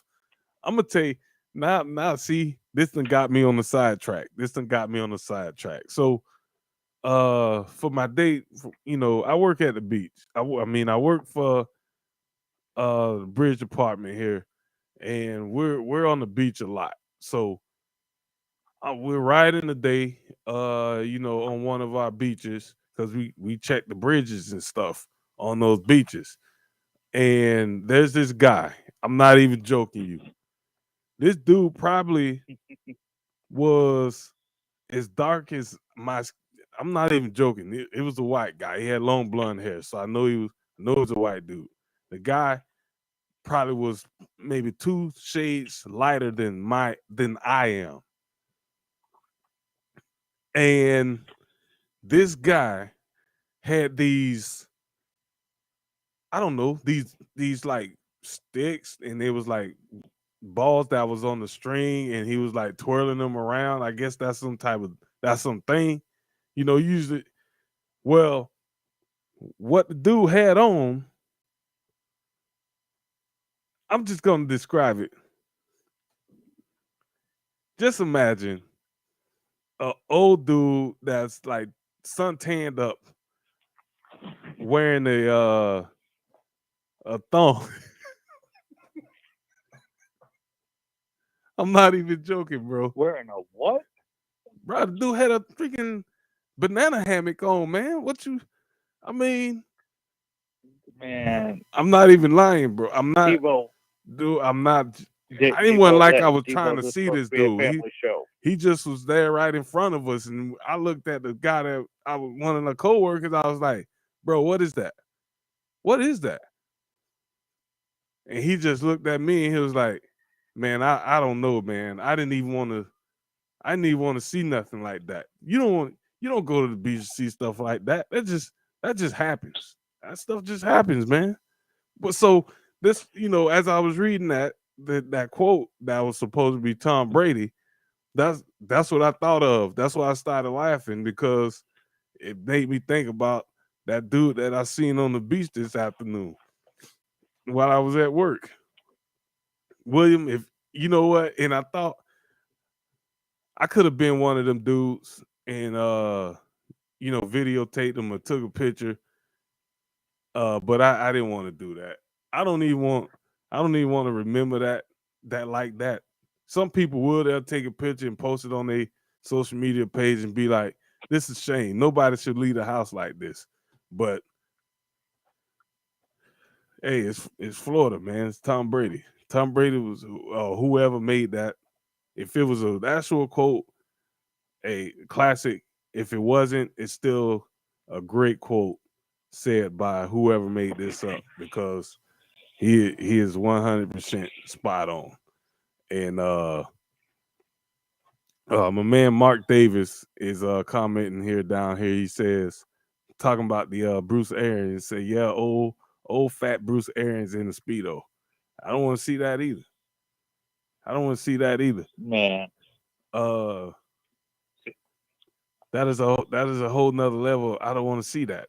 So see, and this is exactly why I don't come to Florida during the summer. You should, man. I mean, you should. No. Why not? Why not? No, I'm good. You sure? I'm positive. Well, it doesn't really matter. I mean, you come during the summer, you come during the winter, you still liable to see. I mean, people remember now, Florida winters is like 75 degrees on the beach. So people are still on the beach. Yeah. So, all right. So, ladies and gentlemen, we have him now on the line with us. Rat Pack Sports Show, NBA insider, Mr. Nicholas Lane. What is going on, brother? Nicky Good Bucket. evening, boys. Good evening, boys. We have T-minus 6 days until William and I own Vegas. Yes. Yeah, see, I was confused because earlier in the show, I don't know why, I thought I read something that said the draft was in May, and then somebody that was earlier in the show in the comments had corrected me and said it was next Thursday, and I'm like, I didn't see that. I don't know where I read that at, but I remember looking specifically for the date of the draft, and I thought it said like May. First night of the draft is, I believe, the 28th. So that is definitely Thursday. So we're William and I are ready. We're gonna own the town. We're gonna paint it red, and we're gonna leave some Rat Pack memorabilia all over the place. And at the end of the day, we're probably not gonna remember any of it. No. Hey, what is it they say? What happens in Vegas stays in Vegas? Yeah. Yeah, that is the same. But on a lighter note, we're deep into the NBA playoffs in the first round. All the series have at least played 2 games, and of course, there's games tonight. And we've had some surprises. We've had, I think some things we saw coming. But, it's NBA playoff time, and Kyrie Irving's just flipping off the Boston crowd every chance he can get, and saying all this stuff back to the fans. So it's it's playoff time when that happens. Yeah, man. I was checking out the end of this game here. Did Boston pull that game out?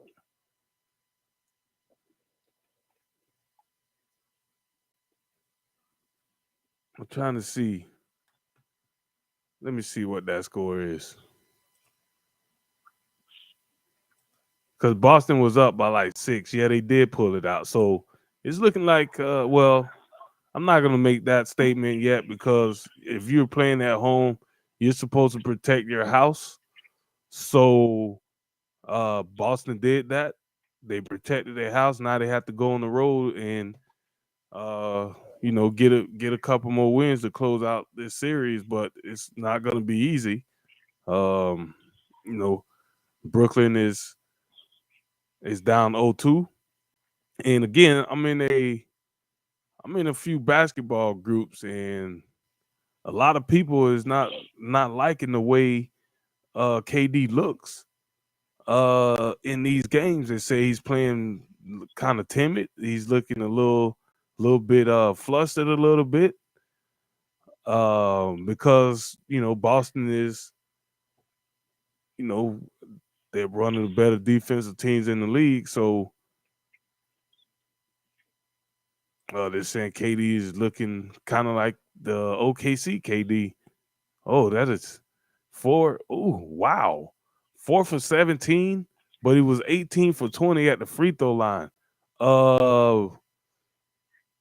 Yeah, that's not a good game. I mean, there's a lot of fouls. You went to the line a lot, but 4 for 17, 42 minutes. So is that the whole game pretty much? Or is it 48 minutes in the game? There's 48 minutes, so it's close enough. But yeah, I mean, you're right. I mean, Kyrie single-handedly almost won in game 2. And of course, Derek's man, Jason Tatum, changed that perspective. And, obviously the Celtics won game 2. It seems to me that Boston's defense that really catapulted them to get to the number 2 seed when they were floundering by the All-Star break, that it's working. That this Brooklyn team outside of Kyrie is having a hard time getting a consistent offense out there. Anytime you're able to hold Kevin Durant 4-17 in the field, I mean, it's a pretty big achievement because he's so hard to guard of what he could do. So, kudos to Boston. They're without and they're doing it without their best center, Robert Williams. I don't think we're going to see him unless it's like the Eastern Conference Finals or maybe even the finals is when we can see Robert Williams. So, I say credit to Boston here. And if Brooklyn doesn't win game 3, the series is over. And I wouldn't have saw it coming. And, Brooklyn heads to a pretty awkward offseason that they have a lot of they're kind of like the Lakers, right? But they have better stars. So it's kind of hard to predict what would happen to Brooklyn. I mean, guys like LaMarcus Aldridge and Blake Griffin probably wouldn't be on the roster next season. James Johnson probably wouldn't be. They've got to make a pretty good amount of changes. Like, they do things like sign Goran Dragic, but he barely played all the regular season until he went to Brooklyn. So the Brooklyn team it's not working, and they really gotta pull it together versus Boston. Otherwise, this series is going to be over pretty quickly. When we thought this was a knockdown, drag out series that would be easily a 7-game one, but right now, if KD keeps playing like this, it's not going to look pretty for them. Do you think Brooklyn can move on from KD this offseason if they lose? Any team in the league would take him, right? If you're Denver, you would gladly give up Jamal Murray for Kevin Durant. There's no doubt about that, as an example. Or if you're Utah, you're like, if Donovan Mitchell is just so upset with us, then you could have Donovan Mitchell. Like, that's as good as even for their current values right now. Just as examples for that. I would say they're not going to give up on KD. I don't think that's realistic because otherwise, Kyrie is going to probably ask out as fast as possible too. So yeah, I think the giving up on KD is just I think it's pretty. That'll be bad judgment. I mean, you already I guess you could say he gave up on Harden. He really didn't fit, I guess. But look, KD is a great player, but everybody have their struggles at times, and I just talked earlier about KD when he left OKC and went to Golden State. Golden State didn't need him. He needed Golden State more than Golden State needed him. So once he left Golden State, once he left Golden State and went to Brooklyn, I figured, okay, he won his championships. He done grew up a little bit. So now he's gonna, be in charge of the ship and see if he can lead a team on his own to a title.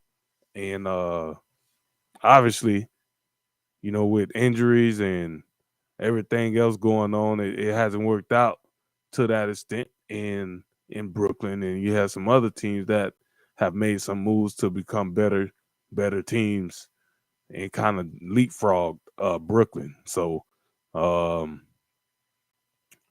hey, would it be a surprise if Boston won this series? No, Boston is, I think the number one. Is there the second seed in the East? So they were better than Brooklyn all season long. So the only shock it would be for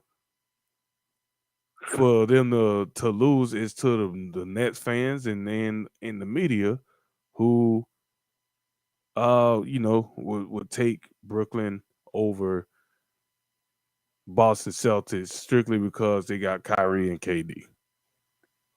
But they're not a better team. Well, you're right, Derek. It comes down to depth at that point.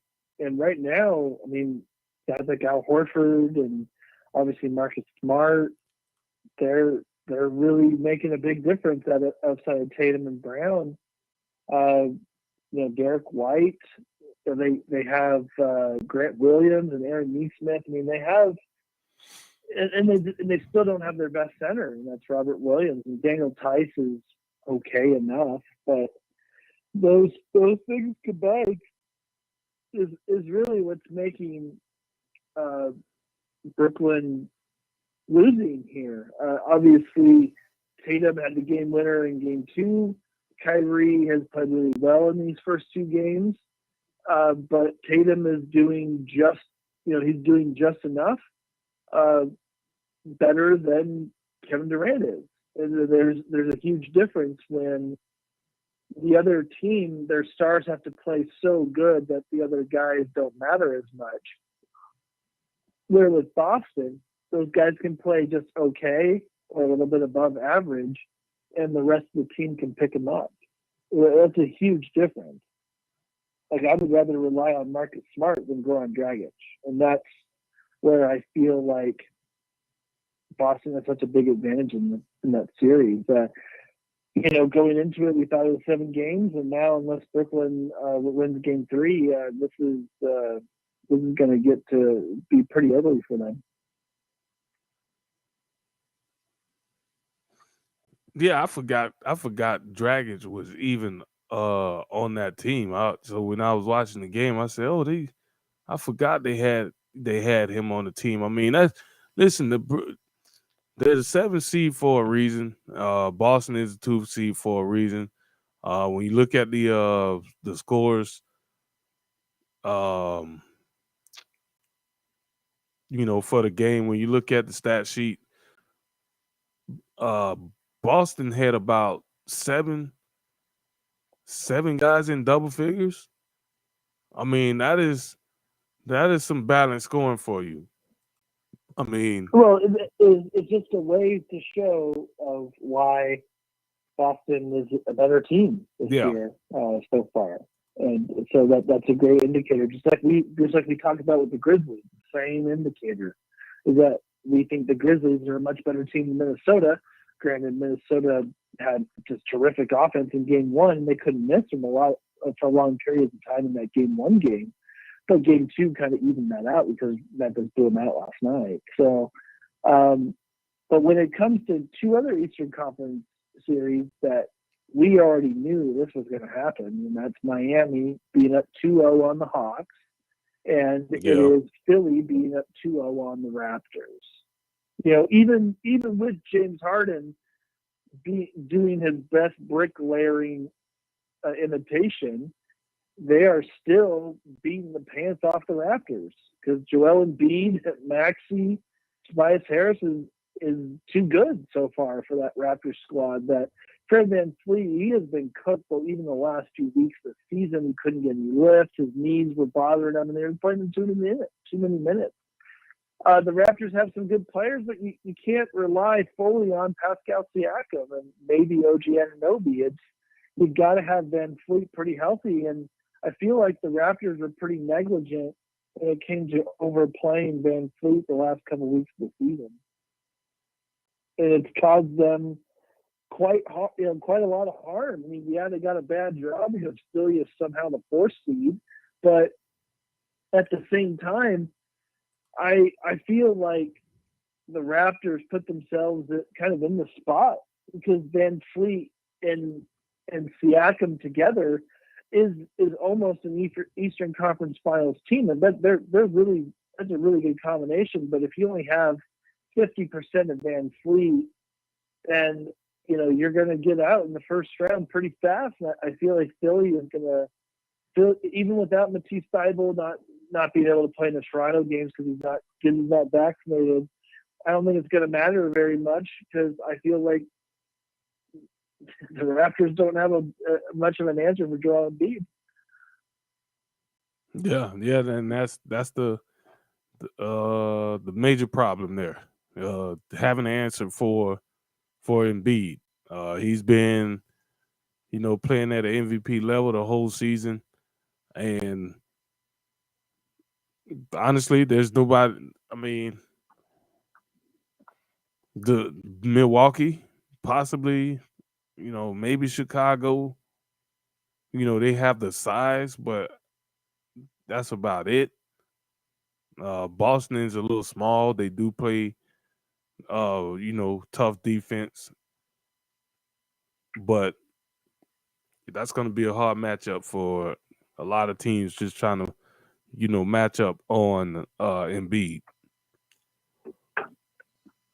Well, and as I mentioned, Philly still has some pretty good talent outside of Embiid too. So to me, it just makes it harder for a lot of teams in the East, maybe outside of Milwaukee, to be able to match up with these Sixers.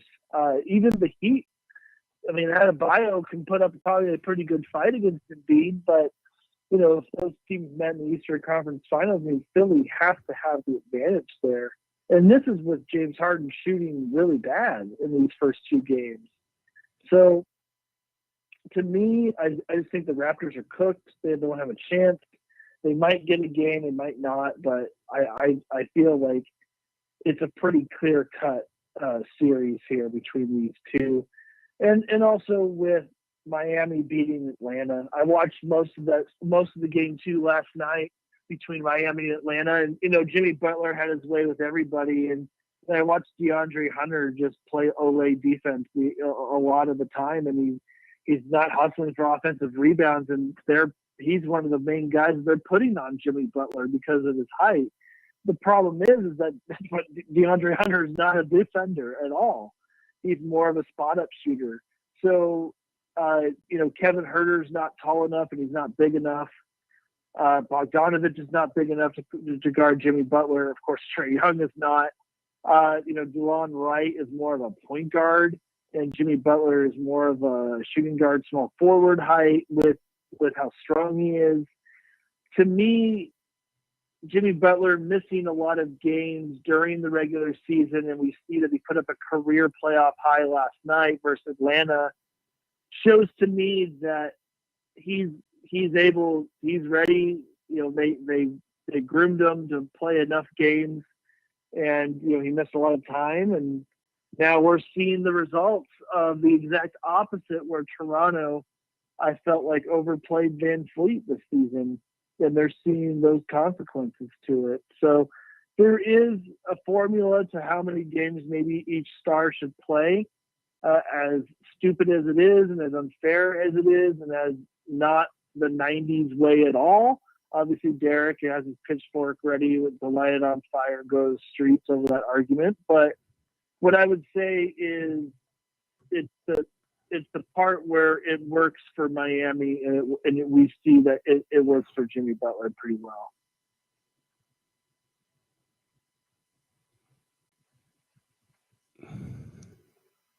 Yep. So I mean,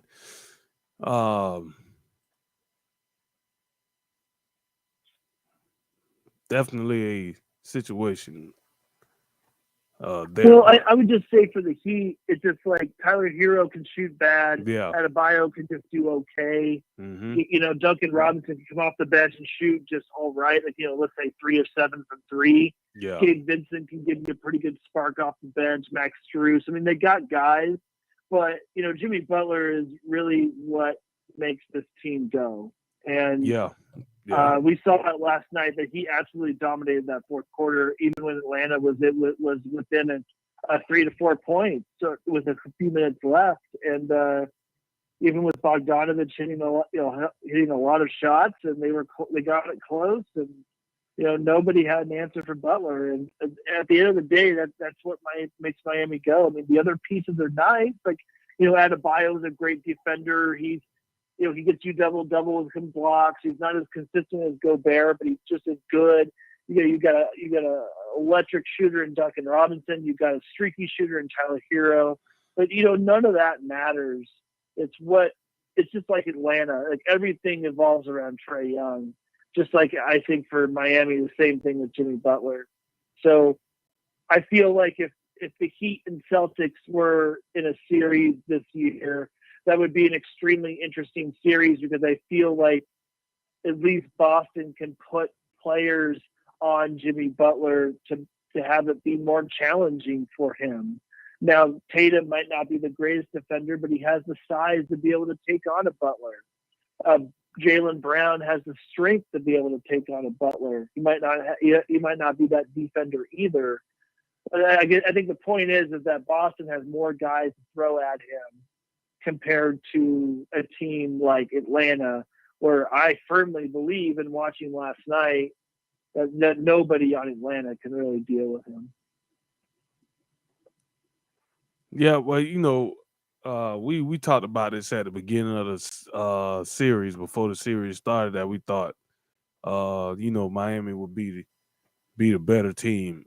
Anyway, they just, more consistent. They have a deeper roster, and in the playoffs, it always come down to experience, and they definitely have the leg up on the experience factor when it comes to playoff experience and guys just understanding the moment. So Atlanta, decent team.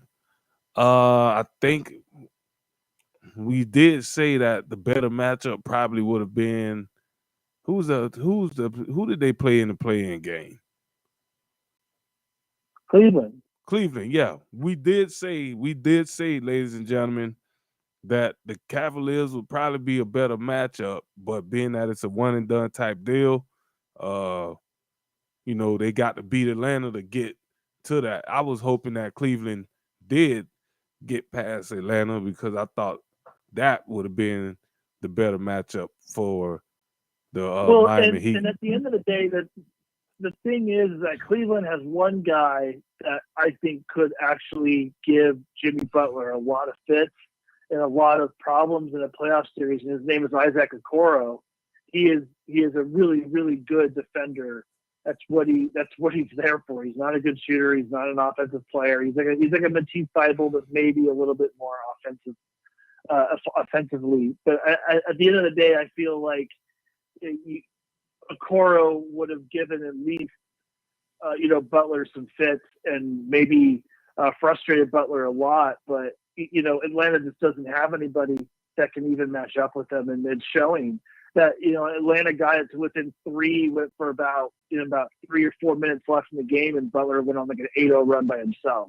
And a lot of the Atlanta players didn't even defend him when he was driving to the hole. It was pretty embarrassing, at that point. So I think, as we called it, like we said last week, as we called it, that if Cleveland were to win, I think they would have actually had a glimmer of hope besides Atlanta. As much as I like Trae Young and I like this Atlanta core, it just doesn't match with how good Jimmy Butler really is when he's healthy.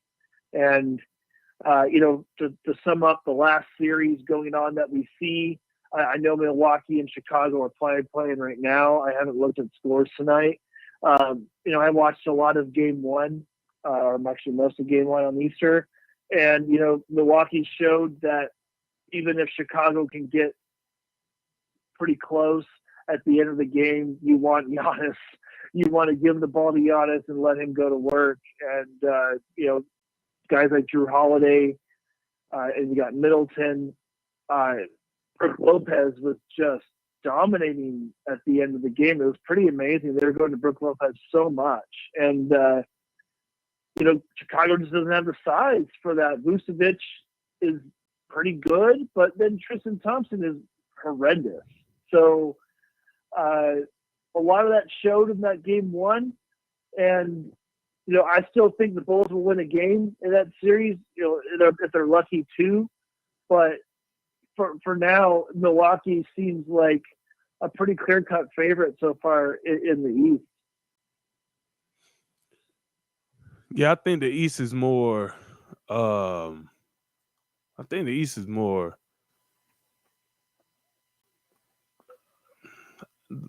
I think the East might be more open and competitive than what we see out in the West. Because you do have, like the Bulls and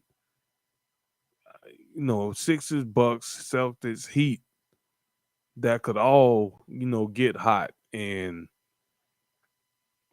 jumble it all up.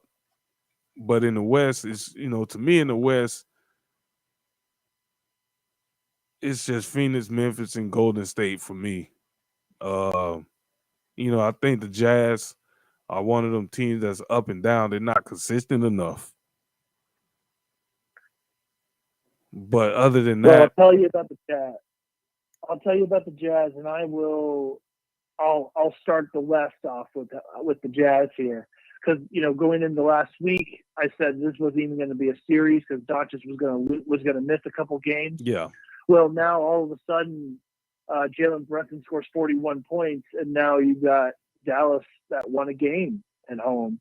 And if the Jazz can't just put on the accelerator and beat this team they should be able to beat pretty handedly, it's going to be like the Sonics losing to the Denver Nuggets back in the 90s. Oh man, of how embarrassing I feel like this series would be, even if Doncic plays one game in the series and Utah loses.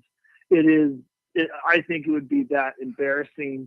You would see Donovan Mitchell leave, and I think you'd see a lot of this core in Utah get disbanded. It would be very similar to where in the bubble when the Rockets got embarrassed by the Lakers in the second round, and all of a sudden James Harden got fat and wanted to get traded immediately. So I feel like this would be very similar if we saw Utah somehow lose this Dallas team, which I cannot imagine how this could even happen. Would be a head scratcher for me too if Doncic, they're saying more than likely, before the series they were saying Game 3, but now that they've won a game, they could possibly, push him, another game back to give him some more rest with the Mavericks going home. That could be a situation where they could go in, and if they mess around and win Game 3 and go up 2-1 in the series, and then Doncic shows up because they bought a game by winning one in Utah, and then Doncic comes. No, in Dallas had actually, Dallas had the home. Okay, so they're in Dallas Utah. Yeah, they were. Okay, so they're going to Utah now. Okay, so yeah, it's even more important for the Jazz to get these 2 home wins. They can't split. Yeah, they can't split. It would be pretty. I think to even get this to a game 6 would. It shouldn't have happened. I mean, yeah, Dallas has some talent out of Doncic, right? I mean, like Jalen Brunson, I think he has played himself into a $90 million+ contract in the offseason. I firmly believe it. But outside of him, I mean, they got guys like Tim Hardaway Jr., who's just a streaky shooter. I mean, like Maxi Kleber had a huge game too, but they just don't have that talent that Utah has. A really good starting 5 outside of maybe Royce O'Neal, but once I just feel like this could be really catastrophic for the Jazz, and if they don't get out of the first round, it's going to be lights out. That franchise is going to be set to the, as I like to call it, the Stone Age. So I feel like it's going to happen if they don't get out of the series. Donovan Mitchell can go to New York. He can go to Charlotte. He can go to anywhere. I don't think the Jazz would have much to say to stop them if they lost in that first round. So we'll just have to see how it goes. I still think the Jazz can put the foot on the throat and get out of the series pretty easily. But, Doncic, he's a huge factor. He makes, he's just like Butler and Trae Young. He makes that team go. Everything about that team is the reason why they're the 4 seed. So, that's going to be a pretty interesting storyline when it came to going into the series. It was an easy one because of no Doncic, and now all of a sudden, all Dallas has to do is win one more game, and then the alarm bells start ringing pretty hard on that Jazz team. Yeah, for the Jazz, as I said before, they have a lot of talent. They've acquired a lot of talent through the years and built a winner, and they do have the ability to play some good basketball and give some problems with the balance that they do have. It just hasn't been consistent enough to put it all together once they got into the postseason. So we'll see. But the Mavericks are definitely showing their depth and showing that they can be a good team, even though they don't have, their best player or one of the best players in the league available at the moment. They're finding ways to, pull off wins. So the Warriors and the Nuggets. I was watching this game, and I think we talk highly of Jokic over the years, but I'm seeing the trend with him that I necessarily don't like in so-called MVP candidates and players who want to put themselves at the top of that heat, top of the pack as the better players in the league. Dude does a lot of crying and he does a lot of flopping. And I don't necessarily like that, especially coming from a big. You don't need to do all that. Just play basketball.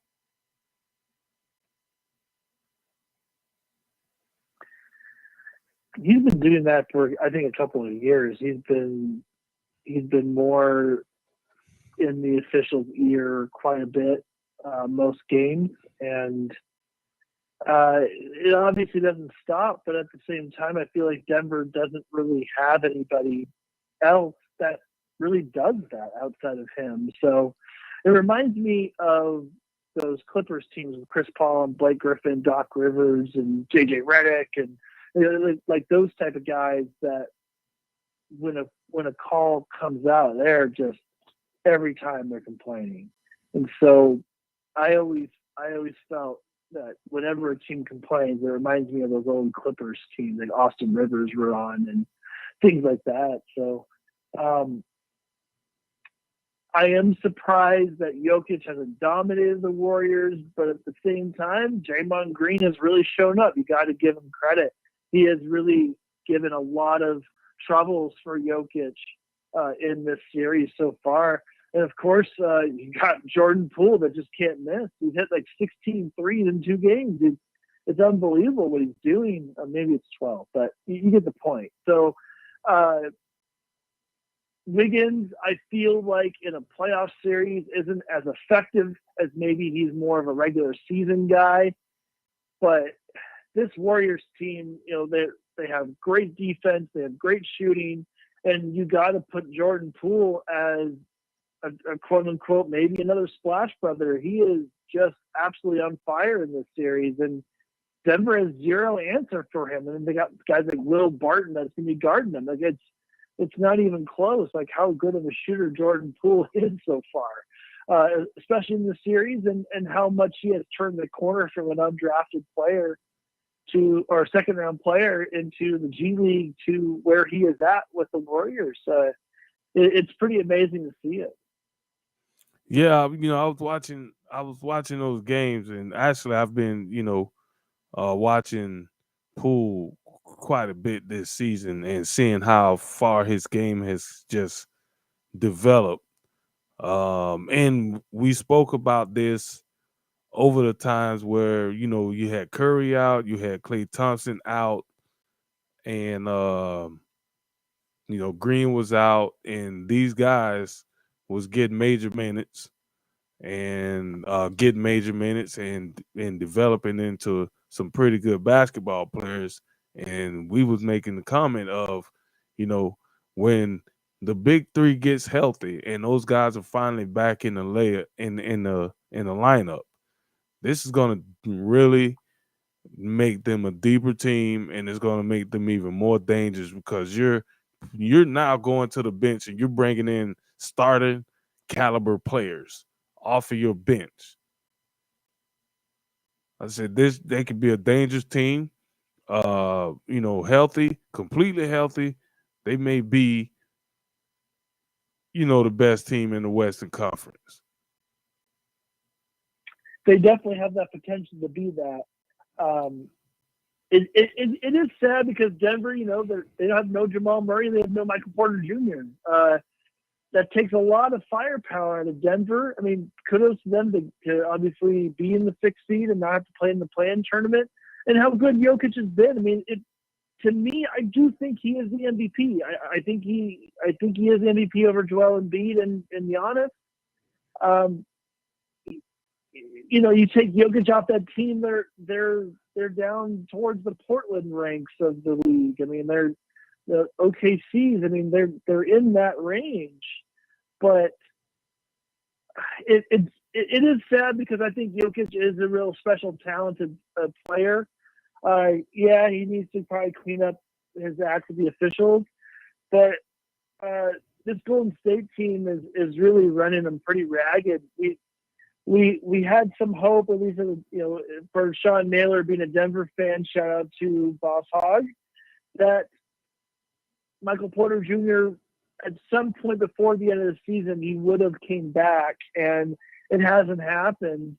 For Denver not to have that floor spacer that can create his shot, is a good shooter, has good height, it really it hurts them a lot. I mean, we obviously saw how good Jamal Murray was in the bubble and how amazing he was.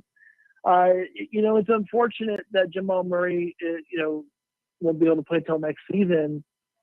This Denver team's cooked, man. Like, if Draymond and Looney, you got Wiggins that can come in and help on the double team with Draymond, and how smart of a defender Draymond Green is.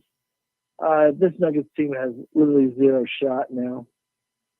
I thought they had a shot because of how good Jokic really is, but it just doesn't seem that that's good in the cards for them.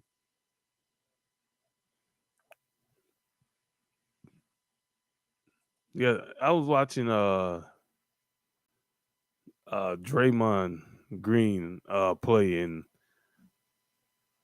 even though he's up there in age, and my man got a little bit of gray growing in on the beard, and he's still playing with that same energy and intensity that we normally see from Draymond Green. And I would say that was one of the reasons why Jokic was getting as frustrated as he was, even though Draymond is only about 6'7". He's one of the better defensive players in the league, especially playing down low. I thought he did a really good job of just keeping Jokic from being comfortable and being able to get them easy shots once he caught the ball on the block.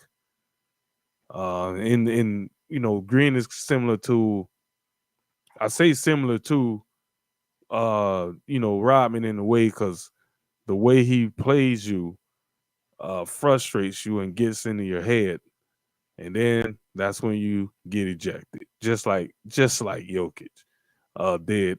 Jokic getting ejected because he was frustrated. And Denver is just not, they're not healthy. Their best player is sitting on the bench, and they won't be at full strength until next season. So at the end of the day, good season, but it's just a tough matchup for Denver. Well, and we're seeing a trend in this first round. We've talked about actually now it's up to 4 players, at least in these first 2 games, of how it's shown. Not 4 players, but 4 teams. We talked about the Heat, about how they go with Jimmy Butler. We talked about the Mavericks, about how they go with Doncic. We talked about how you look at this the Denver team with Nikola Jokic. And besides the Heat, the other 3 teams are down in their series. It just shows that having one star doesn't solve all your problems.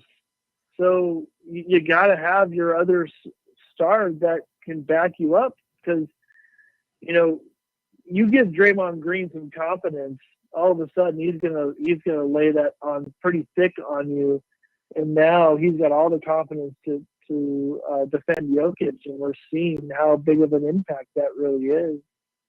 So the one that I'm surprised about in the West so far is that the Pelicans won last night. They won a game.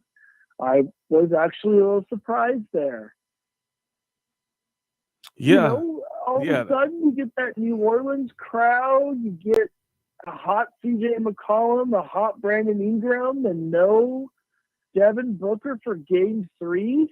Ooh. Yeah, see, I missed that. Interesting parts here. Yeah, I missed that, and I don't know exactly what happened to him or how he got hurt. But even before the Booker injury, I thought, New Orleans, they just showed up to play basketball, and they were still leading and outplaying Phoenix. And I thought the sequence right before halftime, where Phoenix went on this huge this hot streak. They was knocking down shots, hitting threes. They had all the momentum, and New Orleans just kept playing basketball. And then next thing you know, you look up at halftime and they're only down 4 points. I think that set the stage that they knew, we could play with these guys, and we're taking their best shots right now, and we're just 4 points down at the half. And I think that gave them that momentum and that confidence they needed to go out in the second half and, finish it off. Now, Booker getting hurt, yeah, that's a big deal. But that Phoenix team is deep enough They learned last season how to play without Chris Paul, who's just as big of a injury being out than Booker is, because Paul is the point guard. They learned how to play without Paul. They got enough people and scores to play without Booker.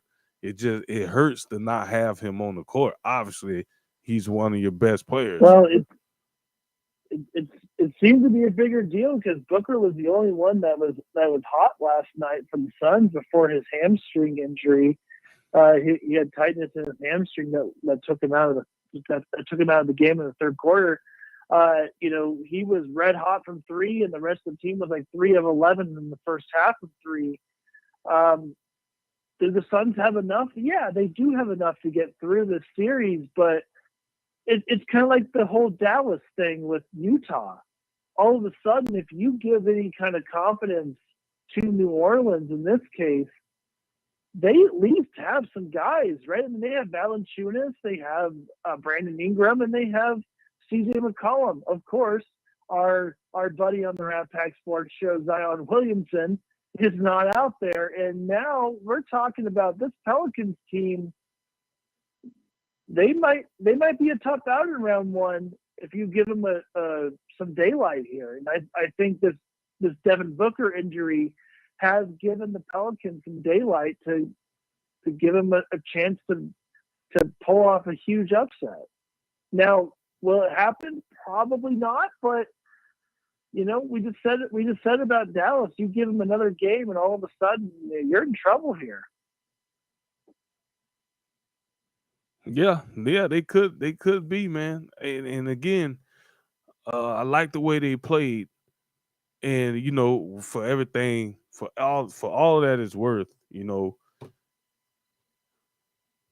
Pelicans are without one of their better players too. So I mean, he hasn't played all season, but he is one of their better players, and he's not in the lineup either. So just make him even. Now I'm gonna ask you a question about Zion. How much do you think he's overweight? 30 pounds. See, I was thinking that too. I guess. I was thinking that too. About 30, 35, 30 to 40 pounds is what I was thinking. For Zion to be out there, to be who he is, this extremely explosive, just this enigma of a player that would be impossible to guard, can throw it down just like any center, but he can also hit the three, and he can single-handedly take over a game. To get him to where we saw him pre-pandemic, you got to get him about 30 pounds lighter in order for him to, I think, give you that combination of that size, the strength, and the explosiveness all in one player. I think that's where it needs to be. It's about 30 pounds. Yep. And I did see was there a video? I think there was a video that had him, I guess, dunking. Was that recent? I thought I saw a couple of days ago a video of him dunking in warm-ups or something like that. I'm trying to look for it now and see if I can find it, but I don't see anything. So maybe I'm just tripping and thought I saw something.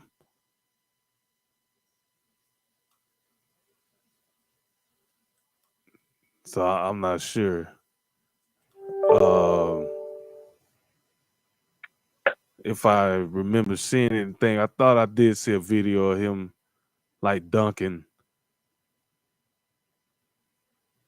but I'm not sure.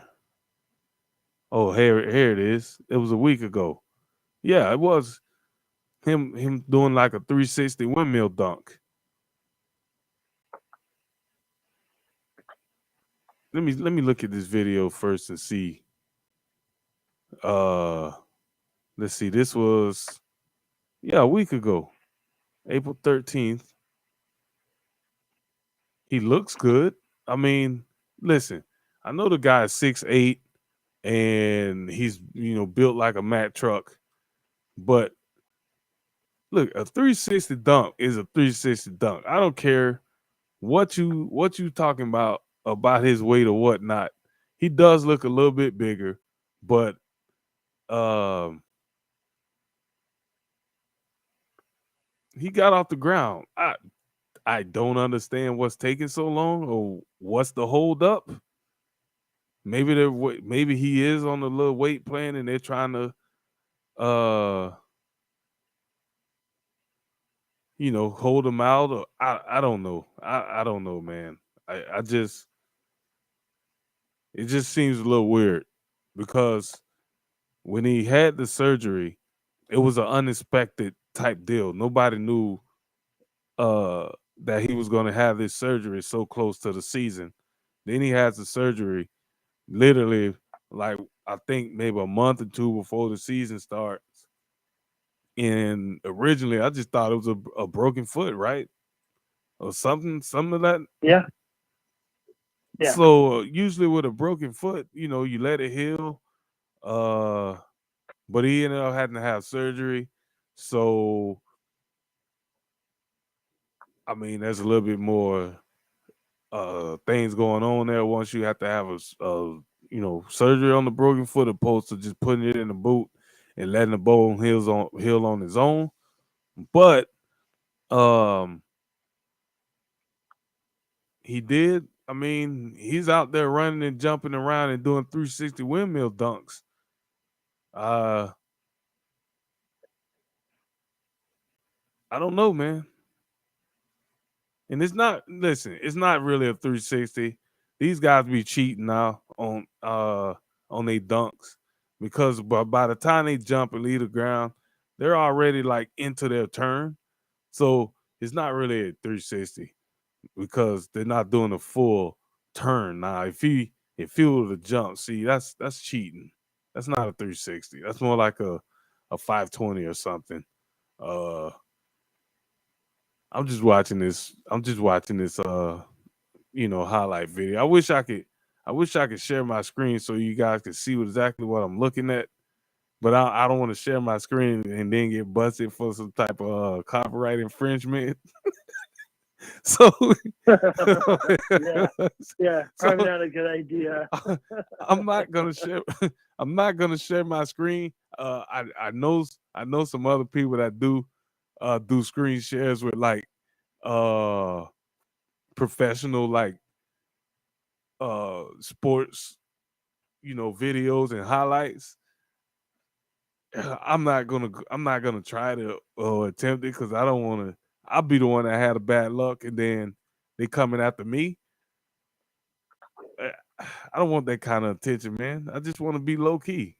That's all. I just want to be low key. So, but I can post the link to that video in the Rat Pack Sports Show group.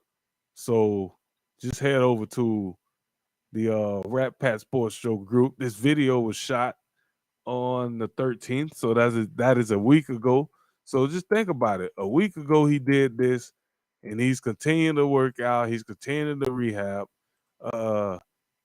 He should be in some type of shape to where he can get out there and play.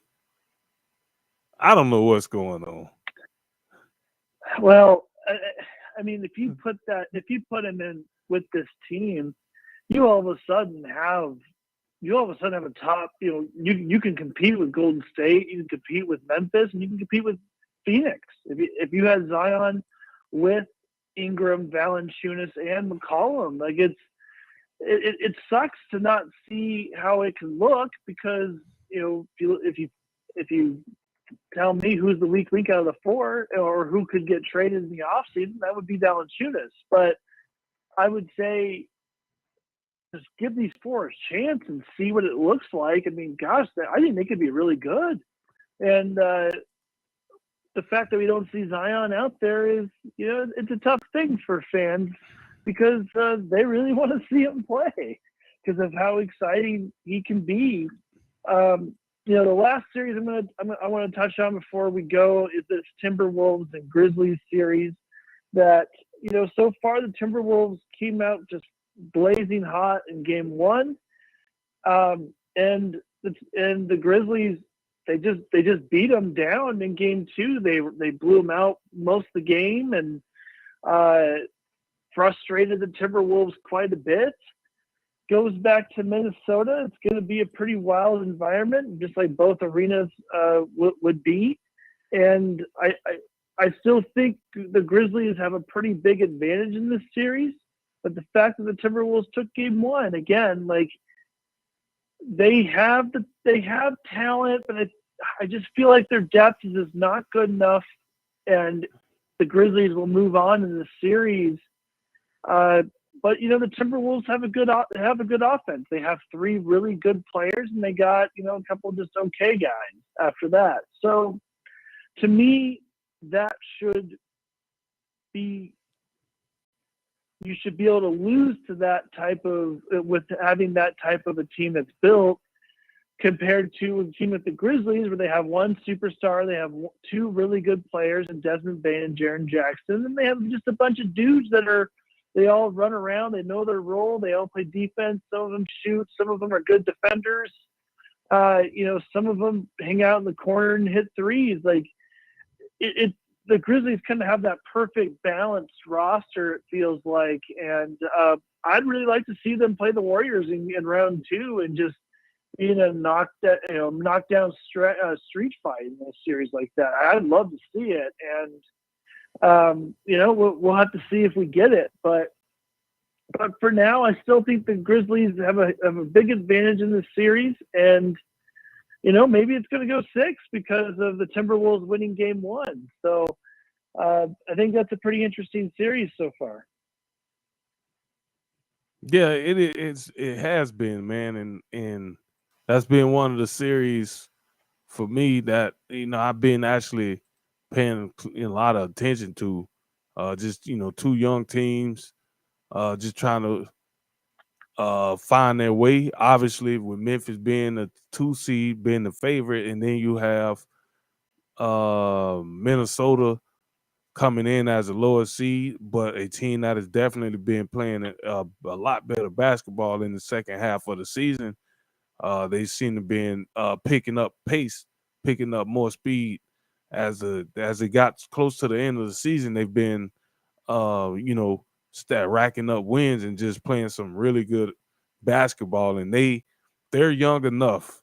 Again, they're young enough, and they made the right trades. They made the right moves, free agency wise and draft wise, that they have a young group that they could have their own version of a big 3,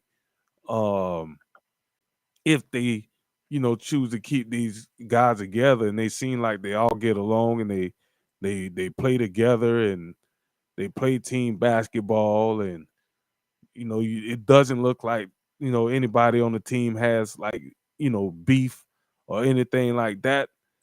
But they could keep them guys together, man. They definitely have a good team on their hands, a lot of depth.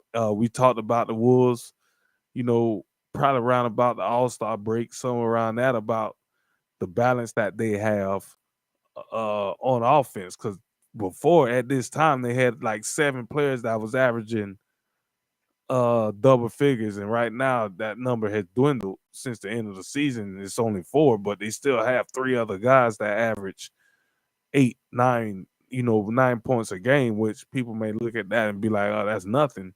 Listen, it's something. I mean, that's a threat.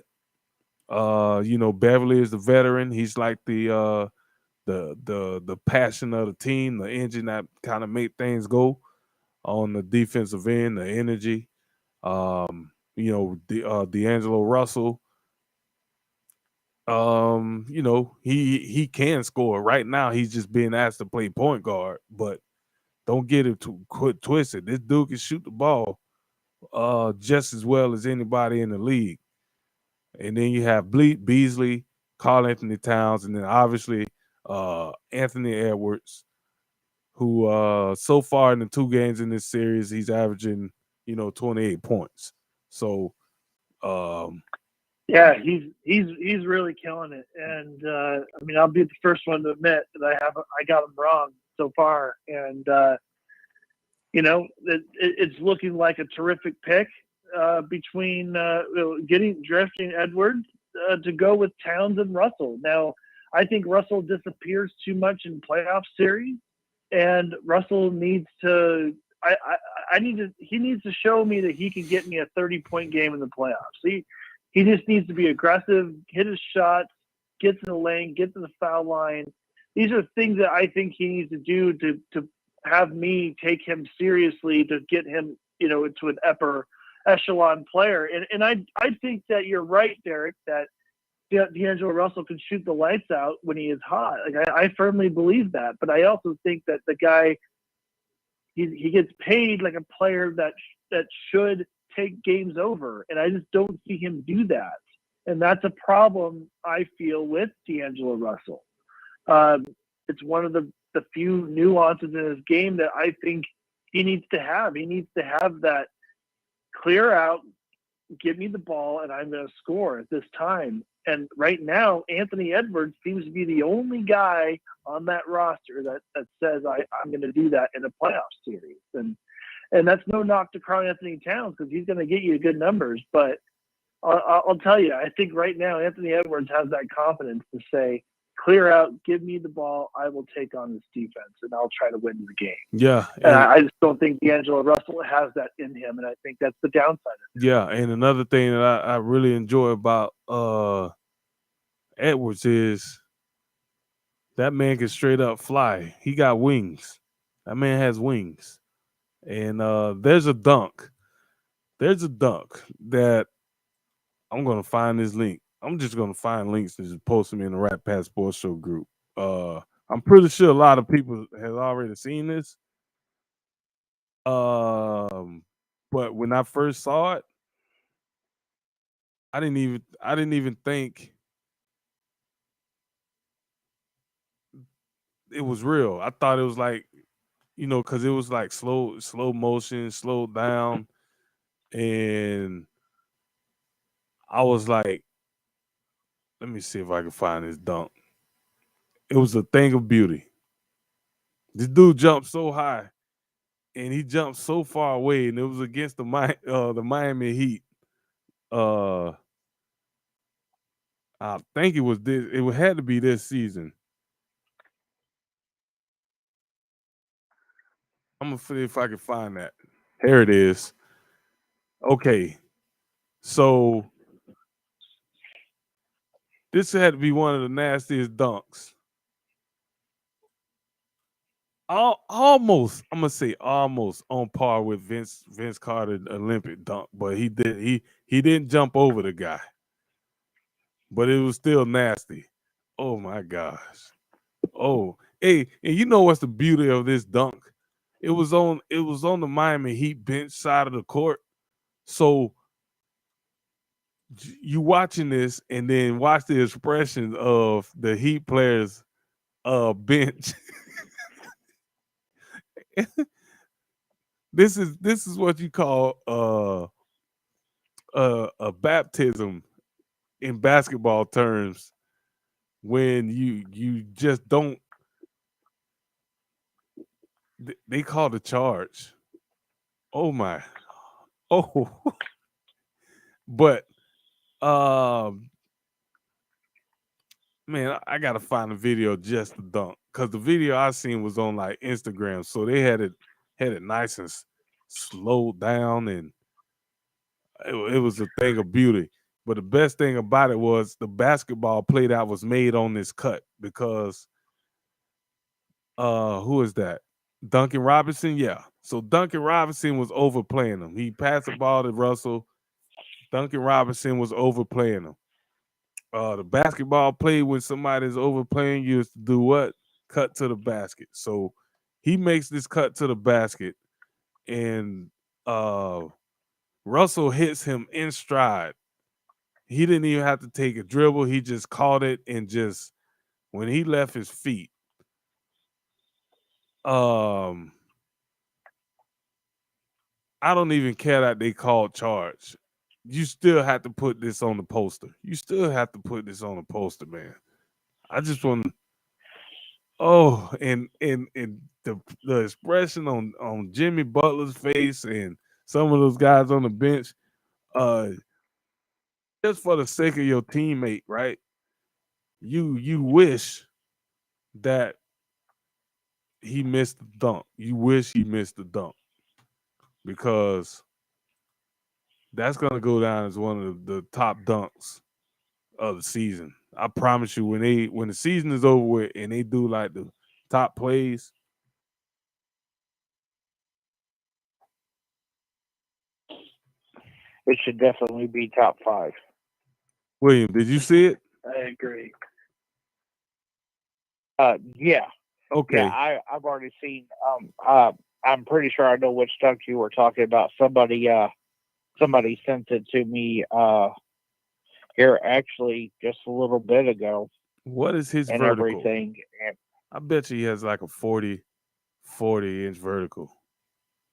You can't jump that far away from the basket and still almost jump over somebody's head that's standing straight up. And the dude that's standing straight up is like 6'9".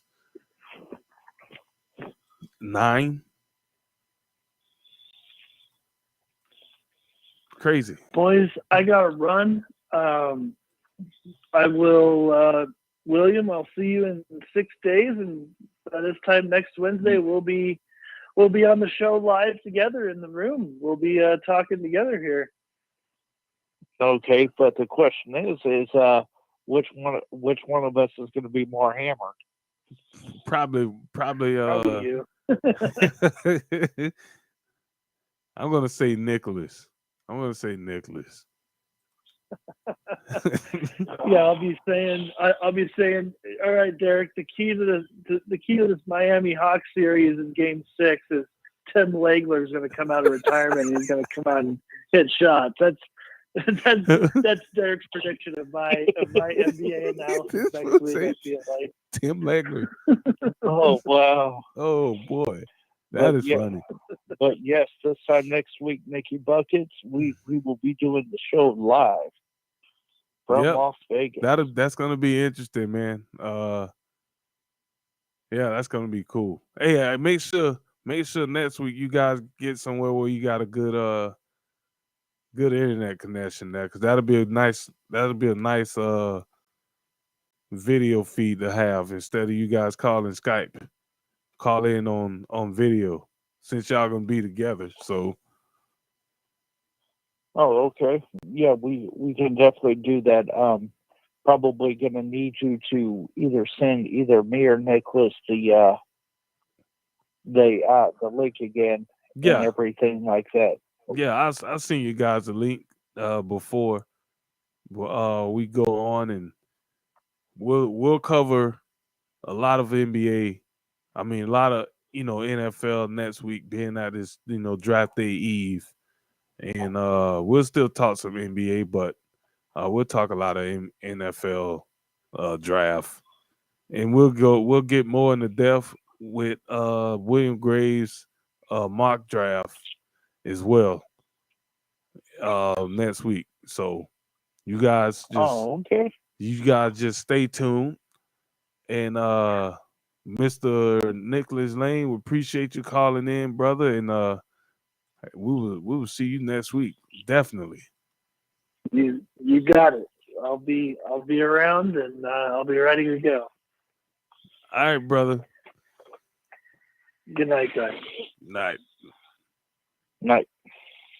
Ladies and gentlemen, that was Rat Pack Sports Show NBA insider, Mr. Nicholas Lane. And some of you guys that's new to listening to this show, I'm not even going to joke around with you. I mean, we do joke around a lot on the show, but Nicholas Lane is why I don't even really pay attention to the so-called the experts. Because this dude has been more right and spot on about his stuff than they have about anything on the television. And I'm not even joking. This dude knows his stuff, and he's kind of I like. was about to say, oh, go ahead. No, I was Evo. gonna say he's kind of like another guy that I had when we were doing a lot of baseball segments, and I don't know whatever happened to Blake Cole because I just kind of lost contact with him. I hope my guy's doing good, but he did baseball, and I promise you, Blake Cole. If anybody ever heard this dude, you would, man. Listen, I called him. That was Peter Gammons Jr. Yeah, I called him Peter Gammons Jr. because this dude not only knew about the pros, this man was talking about minor league players in like double, triple, and single A. And I'm like, bro, I ain't even going that deep. But he was predicting call ups from people in the minors to the majors. This dude was doing some crazy stuff. And I used to just sit there and while I'm listening to him. I'm like, man, bro, you need a job with a company because you just got too much, you just have too much knowledge. And sure enough, about a year or so, maybe a year or two into him doing stuff with us, my man did get a job working for a minor league organization in his area. Since then, I don't know what he has done because I haven't really spoke to him. I tried reaching out to him maybe a few months ago and hadn't heard nothing back from him. So hopefully my man Blake Cole is doing good. And I'm going to continue to try to reach out to him and see if I could get him on the show one more time to talk some big Major League Baseball. And he's a good dude, man. We definitely had fun with him on the show. And the only reason that he's not with us still is because he took the job working for the other organization, the Major League minor league organization. So obviously he couldn't, do the old sports show at that point. But it is all good, man. It is all good. We're at the end here. Like I said, we didn't talk. We was wanting to talk a lot of football today, but our show here on the Rat Pack Sports Show is we don't follow a script. So whatever is the hot topic of what the conversation, that's what we go with. So today, NBA just kind of led the charge. We didn't even get to talk AEW, and William Graves know this. Sting and Darby Allin was actually in a match doing the show tonight, and I did not even mention it one single time. And normally when Sting and Darby Allin in a match, bro, I'm stopping the show to give play-by-play of that match. And and I did it tonight because we were so locked into the NBA talk. So everybody listening over at Bucks Life, make sure you tune in next week. We will be talking a lot of draft. We'll be answering questions all night long on the draft. And we'll be talking a little bit of we're gonna do a draft special on Thursday. Oh. Yes, we will. Yes, we will. You know that's okay. Hold on. Yeah, we Boss Hog should be with us for we'll have a show Wednesday. And then Thursday will be the first. Is it just the first round Thursday? Yeah, I'm pretty sure it's just the first round Thursday. So first round Thursday. So first round of the Yeah. show Thursday. We'll be live for the first round, and I'm gonna throw in a few extra cameras. I'm gonna pump one towards the TV screen, and we'll see what happens. I'm gonna attempt Okay. to because what I'm gonna do is every time somebody make a pick, I'm gonna cut to the TV screen so we can watch Roger Goodell announce the pick. And Okay. we'll see how that works. I think it's easy to do. It's not nothing that's hard to do. So that's not even All right. that's not even a problem. So I have you and Boss Hog on, probably left field correspondent. We may have a full house on Thursday, but we can make it Hey. work. We can make it work. So Hey, I am completely game. I am going to. I was not able to get draft tickets or whatever. But, y'all boys just head to the casino or head to a bar or something like that, and just post up at the bar, and I'm pretty sure you can get pretty close to the action without even being there.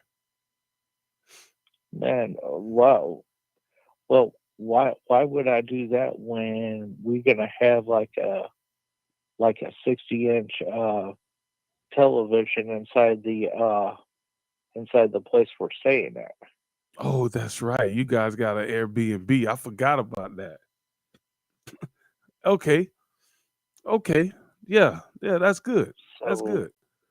yeah, I mean we set because I mean I'll be honest with you, if I can't actually get in to a round of draft, I'm not trying to send around all these people at bars or anything like that. But I am definitely going to go and check out the Raider Stadium. I am very curious to see that and everything. I will be taking pictures. I will be posting them up in the chat and everything and all that. So yeah, we're gonna get this done. Oh yeah, it's gonna be a good 2 days. Like I said, Wednesday we'll come on here.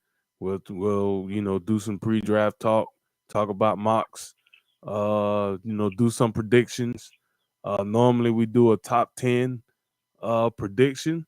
Me, William, and Boss Hog, and then we'll turn around and match that prediction up to what the top 10 picks are actually. And so that's something pretty fun that we normally do. And then Thursday, you guys just come on back. Those of you on Bucks Life, the room will be on there as well. So we'll set up the draft show for Thursday night. And what I'm gonna do is try to get me something because I got these flags. I got like Bucks flags. I got Bucks Life flags. I got tons of Buccaneer flags, Buckle Bruce, the old logo, the new logo. I'm gonna try to get them hung up in the backdrop behind me, so you guys can have something to look at. So we'll get all that taken care of. Sir. And next week will be a good week.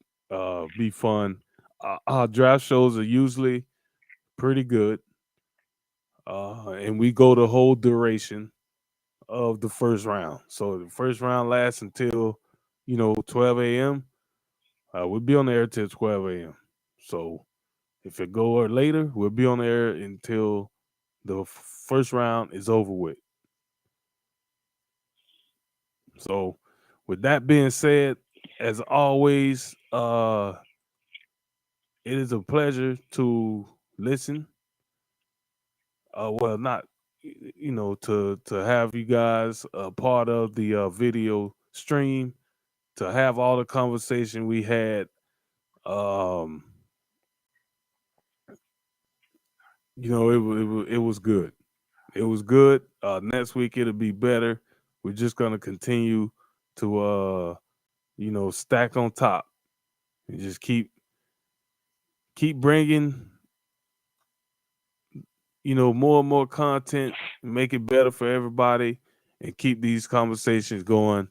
With that being said, for myself, Mr. William Graves, Boss Hog Sean Naylor couldn't make it tonight because he had daddy duties.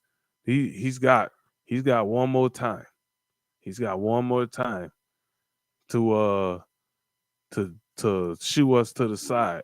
And this dude's he's gonna get the biggest fine in the history of fines coming from the Rat Pack. I'm just gonna make a phone call to Roger Goodell.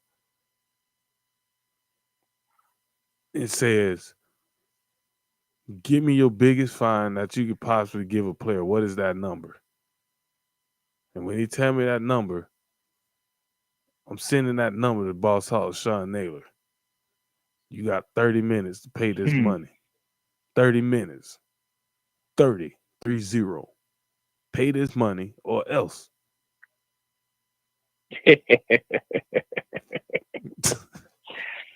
But no, man, Boss Hog, you know, he's spending time with the kids.